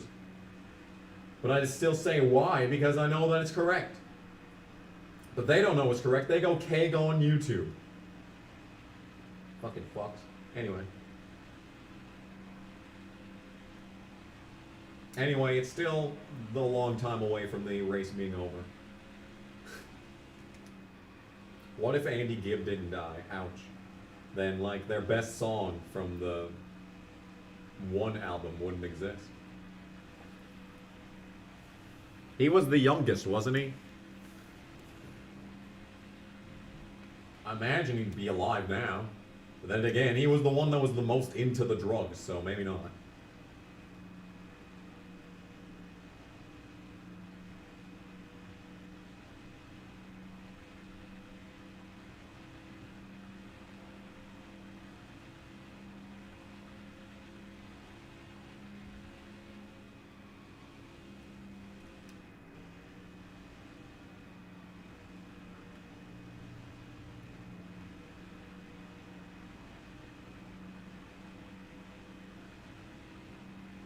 So I have to have the stream playing in order for my phone to keep on, so I can read the chat while I'm doing this. And I'm so far behind, like I'm almost a full lap ahead of the stream that I'm watching right now. Like right now I'm going onto the backstretch on the stream, but I'm about to hit the line here. Just like, it's so delayed. Delayed reaction. He would have been an actual BG, dude. Hell yeah. Hell yeah, dude.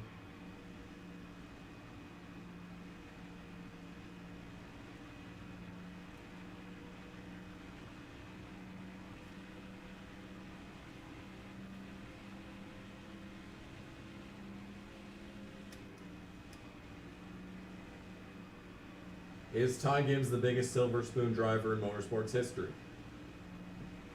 Almost. Almost. I'm about to get lapped again. Now we're going 8 down. Put us a lap down if he gets by. The 8 car is outside. You're clear. Dale, love me. Give me a DEI contract. Give me a chance to contract. That'd be way more fun than whatever we're doing right now. Yeah, Dale Jr.'s led like almost every lap of this race so far. He is just untouchable. He's probably almost a full lap ahead of the field too, for that matter. Walk right up to a brand new day.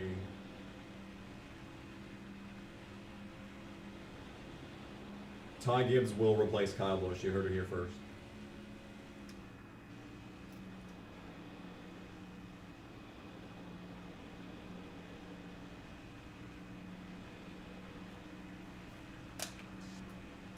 I take my hand off the fucking controller to scratch my head, and what does it do?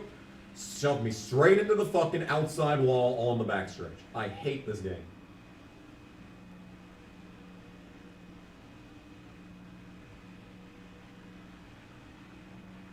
He will. Because Busch has nothing left to prove, okay? Busch has nothing left to prove. He's a 2-time Cup champion. He's arguably the greatest of the entire generation. And if he hates to drive the new cars, he doesn't have to. He's fucking loaded. He can go and race trucks for the rest of his career and win 20 races every year in that. It'd be better than the fucking cunt-ass Rhodes winning a championship.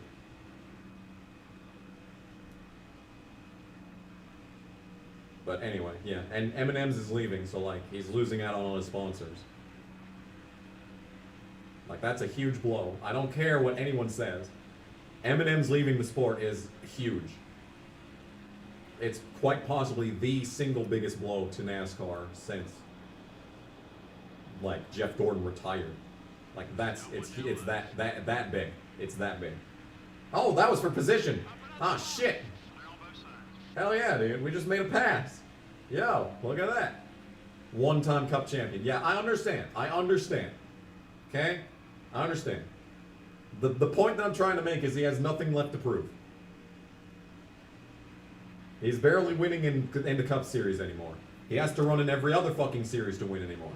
He hasn't won a single race on speed since the 2019 Homestead race. And that's only because Truex's pit crew is incompetent, and Hamlin's pit crew is incompetent. Either of them could have beat Busch that day. But no, they fucked everything up at the worst possible time.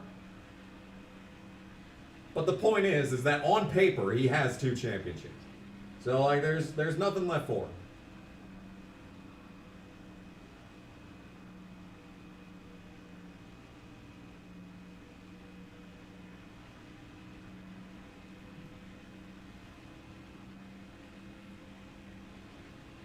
Oh, Jimmy Johnson just blew up. That's a free spot. Hell yeah. Hype.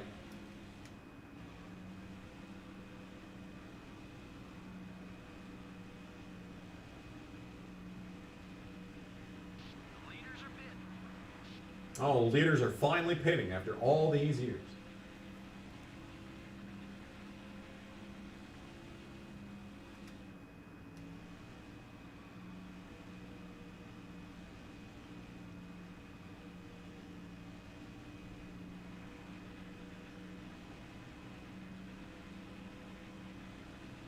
Jimmy's so relevant in this game, and it's weird because like he'll win races. He's way better in this game than he is in NASCAR Thunder 2003, that's for sure.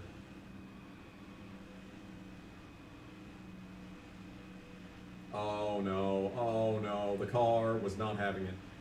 Car was not enjoying that.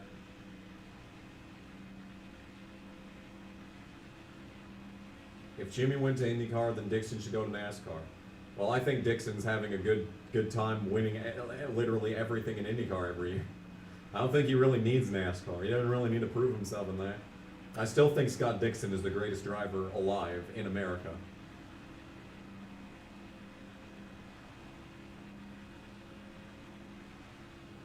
I guess from New Zealand, technically. But like racing in America. The leaders are coming into pit.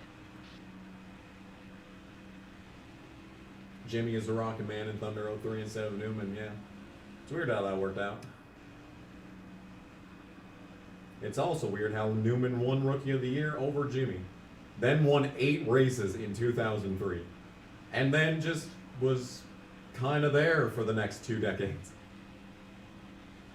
Ryan Newman's career was insane.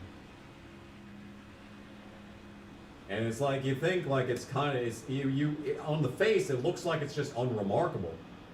But then you consider, you know, how he had fucking 8 wins in 2003. It's like, oh, how did that happen?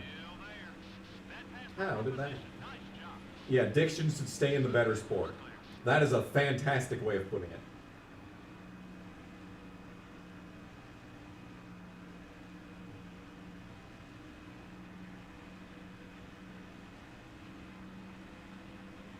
Have they announced whether or not Gibbs is going to be in the 18 in Xfinity next year? Because I feel like, yeah, he is. Everyone was like, oh, he's going to be in the 20 or the 54 because those are the lead cars. And it's like, but he was 18 in ARCA. Yeah.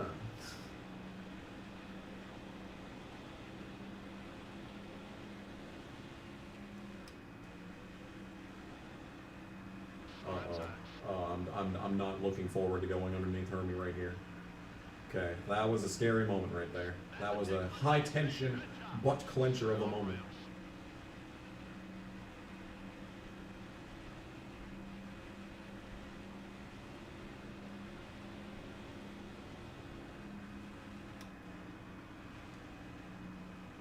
Because Hamlin will never leave the 11 car until he retires. Which could be, you know, any given year, because he's like the one driver that I would assume would retire as young as Carl Edwards did, but he's already like 40 fucking 1, so like never mind, he's not that young. But Hamlin will be there as long as he wants to race. Truex, I mean, the 19 is not, has obviously never been the lead JGR car. He's just, yeah, in spite of being, you know, the second driver on the team at best, Truex still has outperformed Kyle Busch the past 3 years.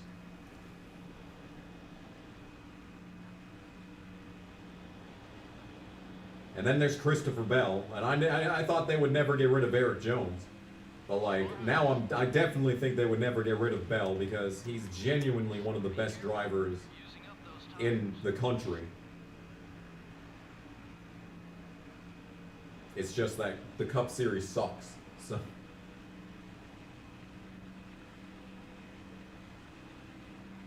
I was told that they're shutting down one of the Gibbs cars. They're like, I'm guessing they're gonna shut down the 54 and like the 20 is gonna become the Leach car and whatever. Probably. Oh my God. Next year we should get some Chandler Smith starts in the 20. Hell yeah. Fuck, I hope he wins in his debut. That'd be fucking sick.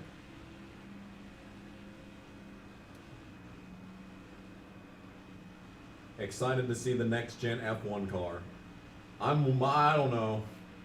I want to be excited, but like, I know not to be excited about things because when you get excited about things, that's when they suck. That's when it all comes crashing down. Like 2018, for example. It looked like it was going to go good, and then it didn't. At all. In any capacity, in fact.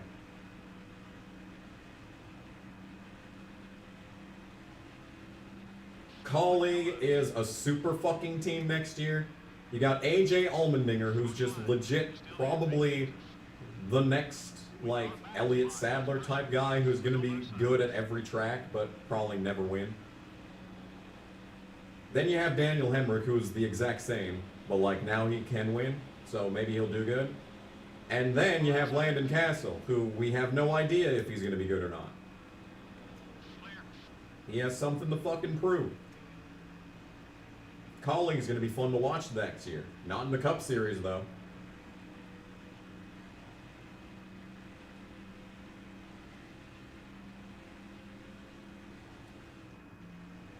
I want to make a video about the fucking, quote, high horsepower, low downforce package, unquote.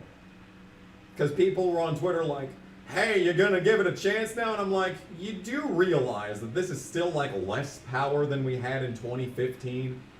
You do realize this, right? And the cars are still designed to drive at at max speed, full throttle at all times. You do realize this, right? I'm not the only one who notices this, right?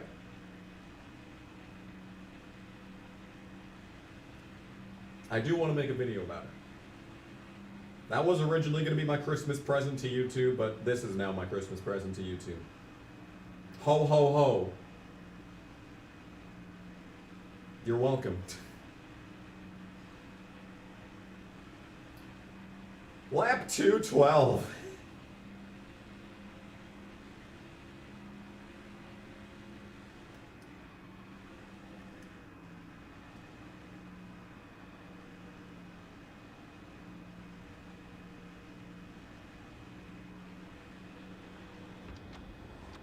Roberto Giordano. L. Hampshire. The 31 car is outside. Winner. Okay, we're clear. 2025 is getting closer. It sure is. 2030 is only 9 years away, guys. Clear all around. If you want to be sad, we are actually closer to Number 9 is inside. I don't know how to phrase this. Everyone else is better at phrasing this than me, but like the difference in time between now and when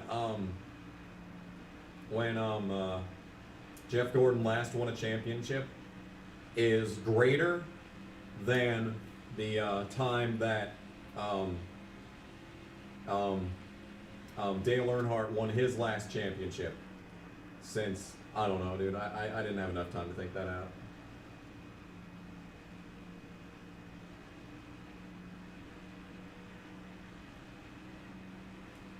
I'm 30th. I'm gonna have to pit one more time though, so.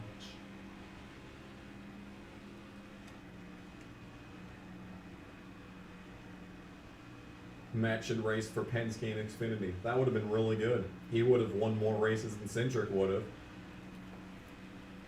But then everyone around him had to throw a fucking fit. Because he said the bad phrase. He said the no-no word. Matt DiBenedetto has had worse consequences for saying "Let's go, Brandon" than Kyle Larson did for saying the N-word. Can we just consider that for a second? Can we just think about that? Can we just take a moment and consider the fact that Matt DiBenedetto said "Let's go, Brandon," and he has nothing, but Kyle Larson said the N-word and was in turn hired by the most prestigious NASCAR team of all time. That's certainly interesting. That's subversion. It's not what I would have anticipated happening, but it is what happened. It's interesting. It's very interesting.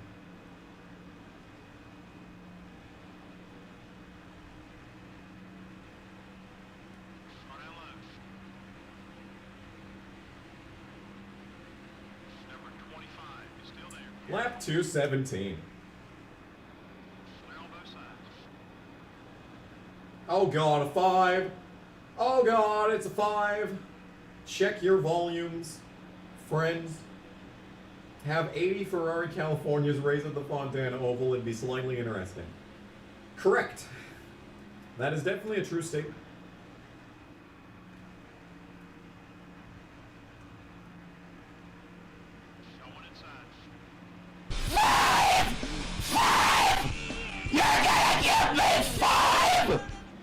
Have 80 Ferrari Californias race at the Fontana Oval.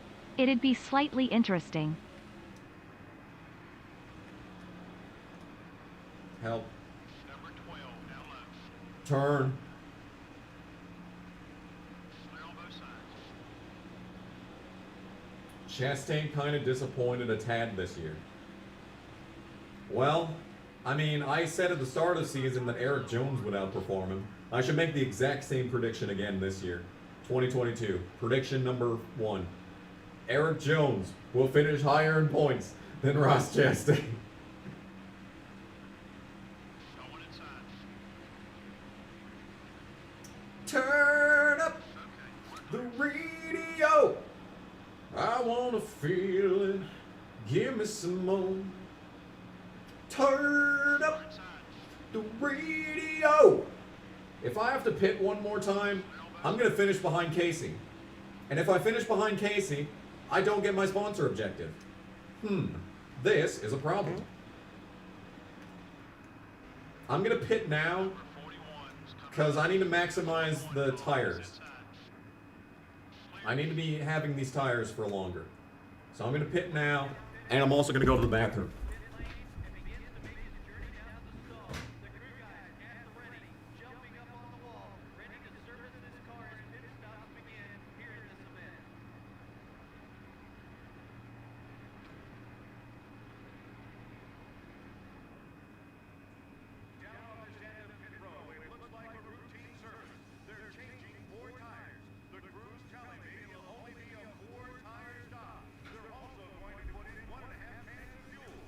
Okay, I'm back.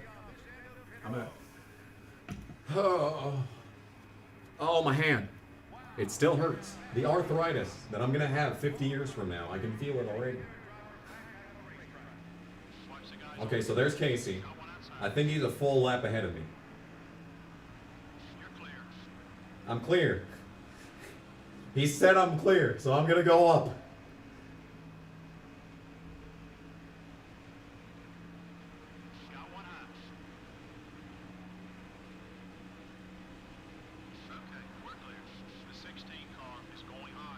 Why do you think Logano's going to win the championship? Just because it's 2022? Because he sucked this year. He only won the worst fucking race of the entire season. And it was horrendous garbage. And didn't even make any sense. And it was an absolute nightmare. I can't wait for it to happen again. Yeah, they're going back to Bristol Dirt again, despite it being an absolute nightmare last time. They announced it mid-race. I remember that, because I watched those fucking shitty-ass races.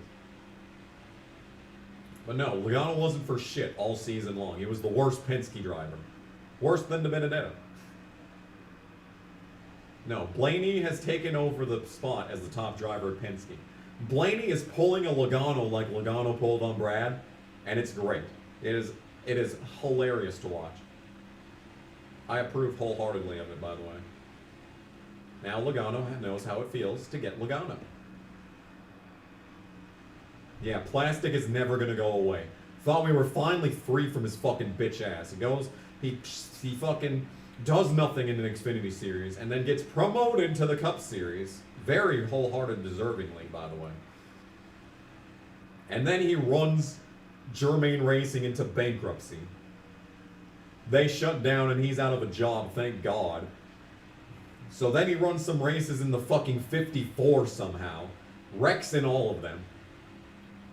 DNQs for Daytona, which was hilarious.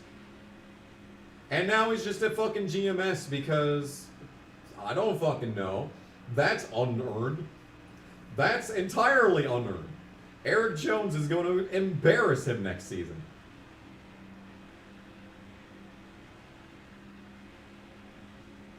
And it helps that Eric has a crew chief with a brain. I don't know who he had before. I think he had Jerry Baxter this year, which was very good. Jerry Baxter is very smart. But now he has fucking Dave Ellens, the greatest Xfinity crew chief of this generation. Yeah, he's just got him as a crew chief now.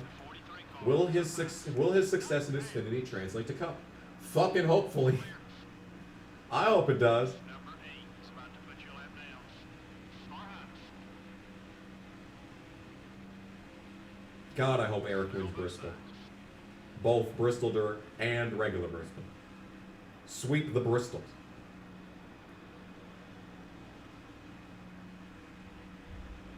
I think he got railed in the snowball this year. Why does Ty Dillon exist? Because Mike Dillon couldn't keep it in his fucking pants.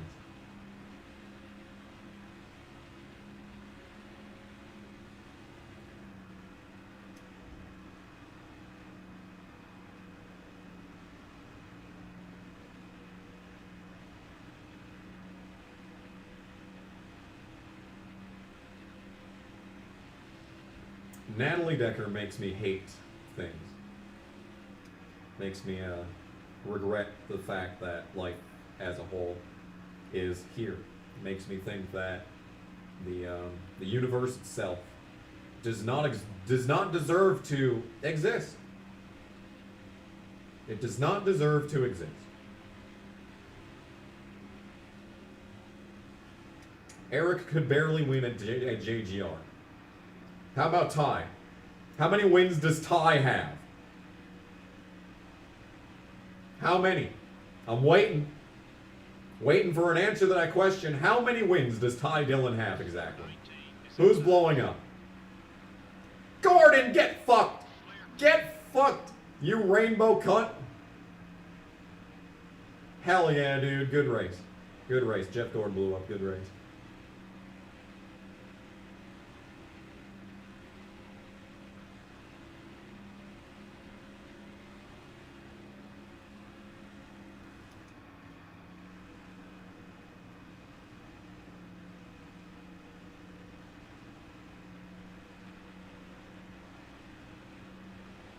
Ty Dillon never raced a JGR.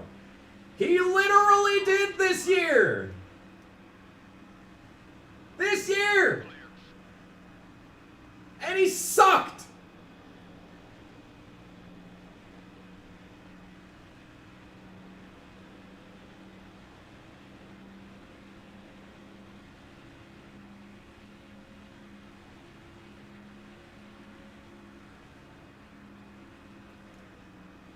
Coming for your ass, Casey.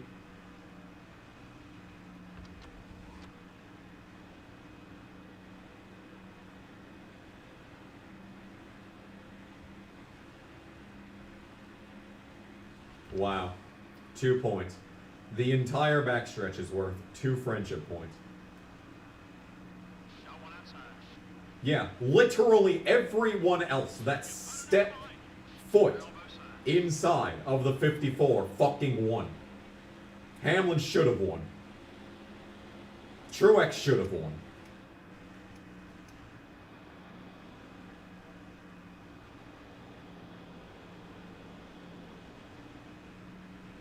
Yeah, but he won a stage at Talladega. Oh my goodness gracious. What an accomplishment. Number 30 is still there. Careful. Truly, talent levels that have never been seen in any capacity by anyone in the history of the world. A stage win at Talladega. The 30 car is still there. Oh, and Joe Nemechek's blown up. Oh, Hendrick in shambles. In shambles. Okay, we're clear. Casey, could you not? I do want to draft with you. I mean, yes. Yes, I do in fact want to draft with you. However, I still need to do good in this race. And I can't do that with your ass in my face. So, time to move. Car high. If I was forced to root for one, or if I owned a team and had to choose one between Ty Dillon or Natalie Decker, well, you see, at least Natalie Decker has money. 41 is still there. That's another in the rearview mirror. Okay, Move, Steve Park. the 30 car is outside. Number 30 is still there. Steve. Starting to get on my nerves. Clear all around.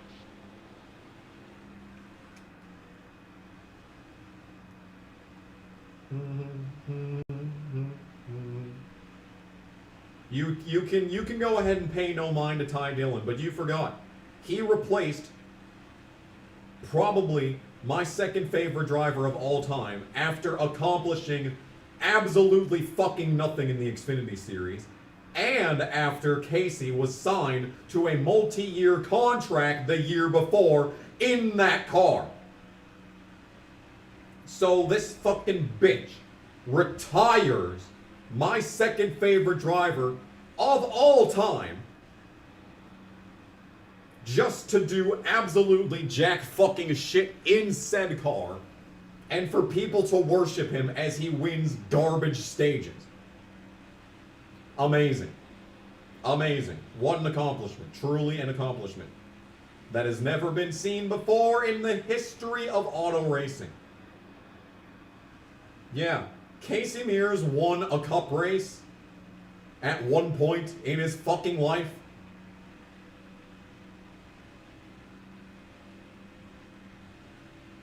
Car down low. You're clear.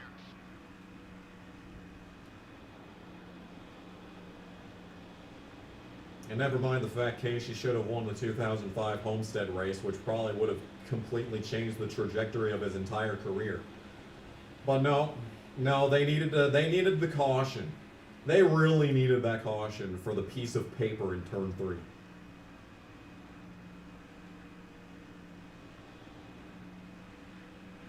God fucking damn it, I hate this game.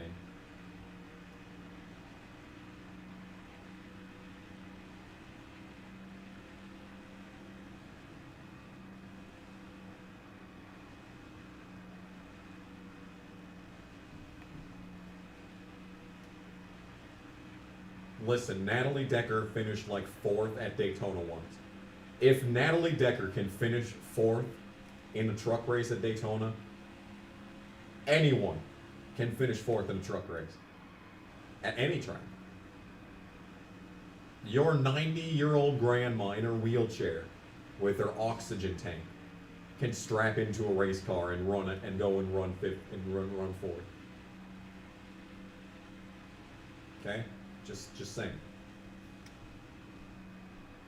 That's how bad Natalie Decker is. Is just objectively an awful driver.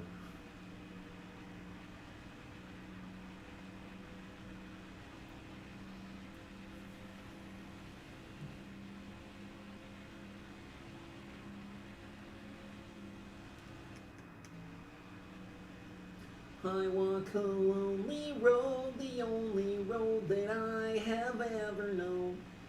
Don't know where it goes, but it's only me and I walk alone. Yeah, John West Townley won a race. That should tell you everything you need to know. That should tell you everything that you need to know about NASCAR.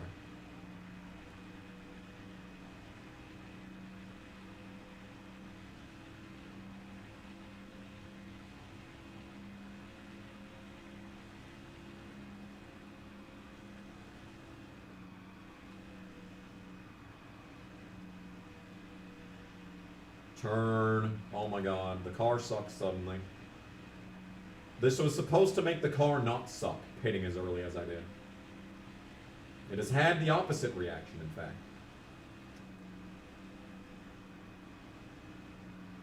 You miss MX Unleashed? I don't. I'm glad that's over.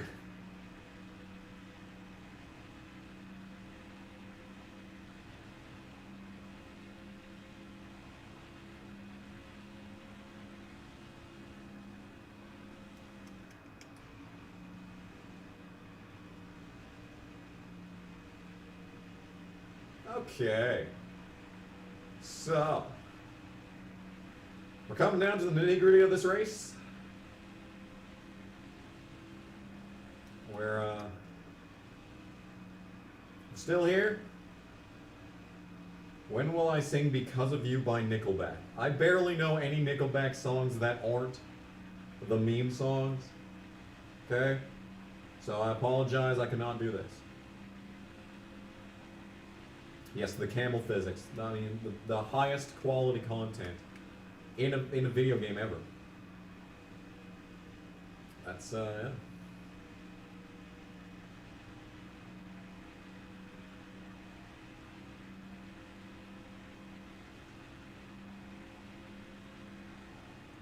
Camel physics, it will never get better.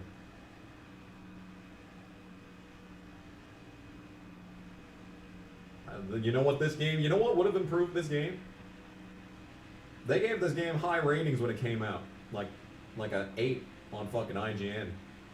But you know what would have gotten them up to a 10? Dynamic camels. Every video game could utilize dynamic camels, then like, you know, they'd be successful. But no, they steadfastly refuse to bring dynamic camels into their games. It's like, why? Why? NASCAR 22 should have Cotton Eye Joe as a theme, yes. Oh, it's the white. Oh, I thought I had an extra lap. Shit. Oh, I was really hoping to get past both these guys, because I think these are both for position right here. They're getting side by side, though. Gotta give the draft to Hermie. Gotta give the draft to Hermie. Yes, both the cars in front of me are for position. And I have one lap to get past both of them. Come on, turn, turn, turn, turn, turn! Yes, it's turning! Oh, but I'm slow. Oh my god, dude. Get the draft, get the draft, get the draft. They're still side by side. I can do this! I can do this!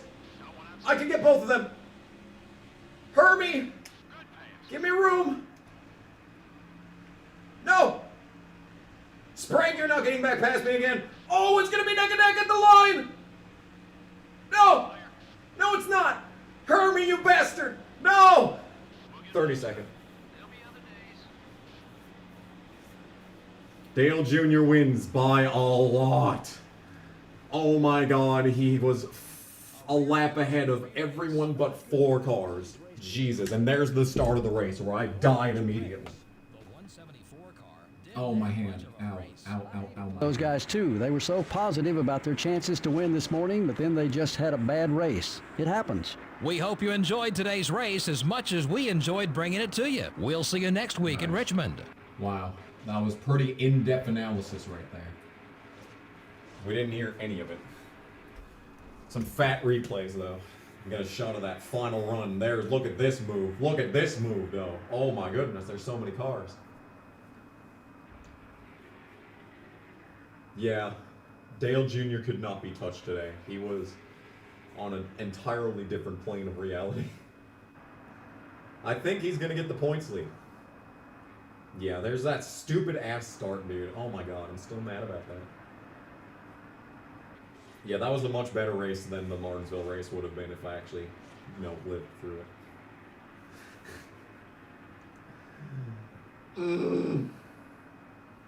Oh, and we're still side by side with Kurt. That went on for so long that multiple reels of this race are me racing against Kurt Busch.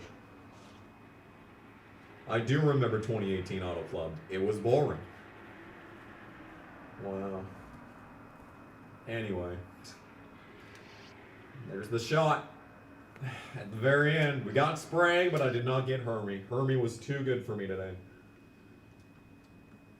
And I got all the money. Yay! Wow! Look at all That's that money. cool. Money, money, money. Here's money, funds for the anime Hell you spoke yeah, of dude. early on. Hell It yeah. ain't much, but I need a roof So over Dale my head Jr. too. wins. Also, Merry Christmas. Ivan, Thanks for are the you sure? entertainment. Are you sure, Ivan? What in God's name is this?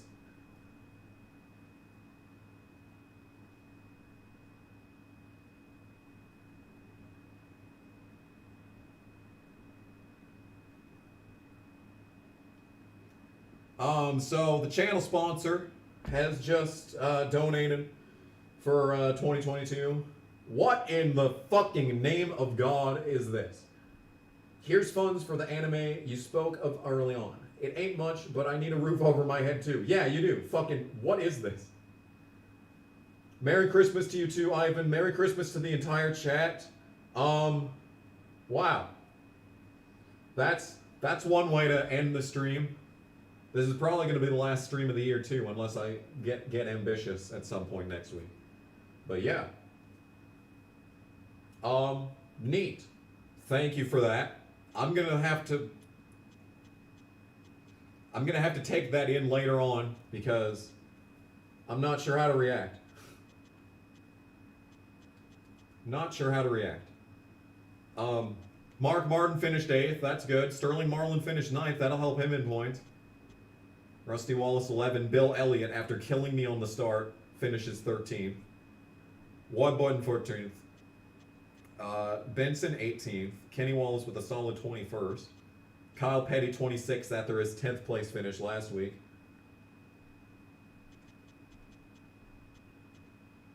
I beat Casey, so I got sponsor money.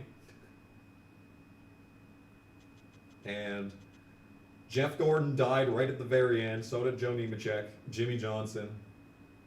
Yeah, look at all of Hendrick just dying one after the other. The only survivor is Terry Labonte with his amazing 15th place finish.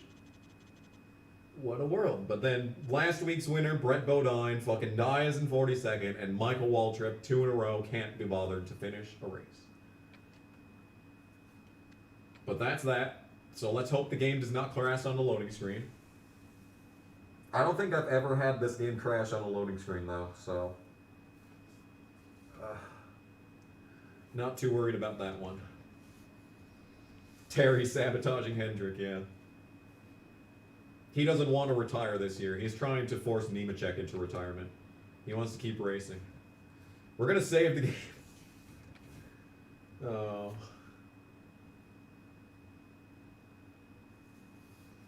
Anyway, the game's saving. My thoughts are kind of going in several different directions right now, if you can believe that. Sponsors. My sponsors are happy. We're going to have these guys for another 8 races. I finished in 32nd just now. And our equipment is destroyed. That's a shame. Well, whatever, it's fine. Shop editions. One more race until the chassis shop is here. And I can finally start firing these losers. Which their happiness levels aren't even that high. So that's incredible. 5 for the memes. Thank you, Greg D. Thank you for that. 5 for the memes. I appreciate every super chat, not just the insanely large ones. Must mention this. Must mention this. All super chats are appreciated. So Dale Jr. breaks the trend of good winners.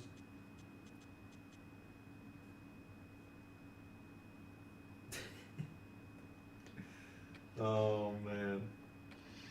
Stewart's still the points leader, though. Oh, he's trying to Kenseth it, isn't he?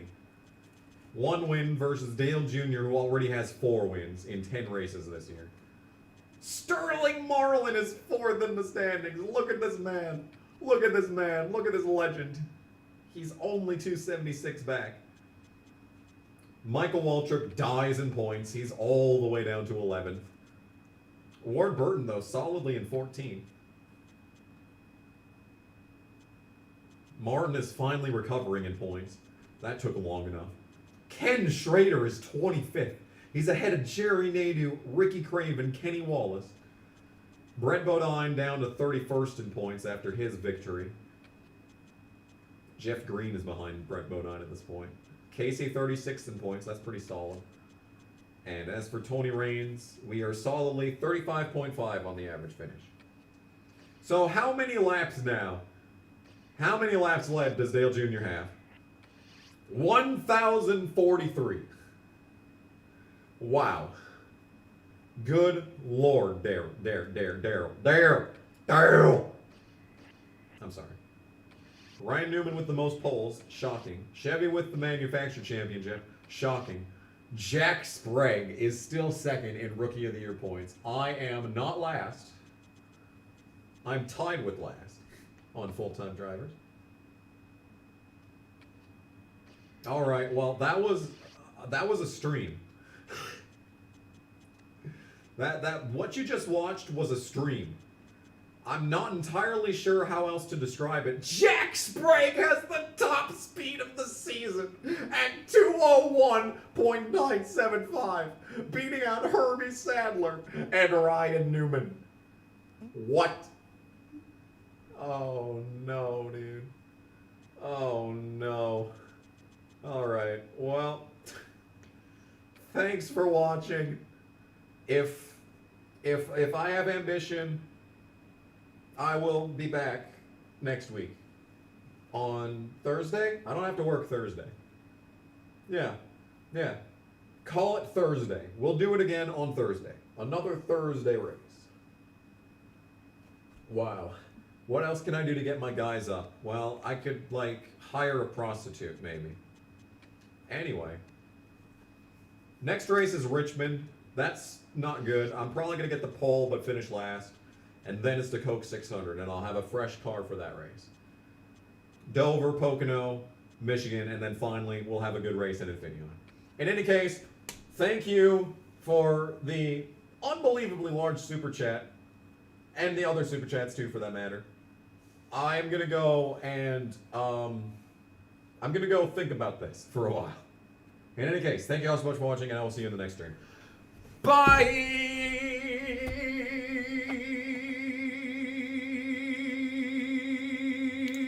Hello and good evening, YouTube. My name is Barney Sanders, and I want to personally thank you for tuning in to tonight's stream on the Kamikaze Games channel. But there is a reason that I am here, and yes, I am once again asking for your financial support. The Kamikaze Games streams are made possible by viewers such as yourself, and it is sustained almost entirely through donations. If you would like to, you can super chat in the chat of this stream, or go down to the description and click the link to Streamlabs. And if you do that, you can donate to this stream, and you can make me, Barney Sanders, very happy. Once again, I want to thank you for joining us for tonight's stream, and hope you have a good time.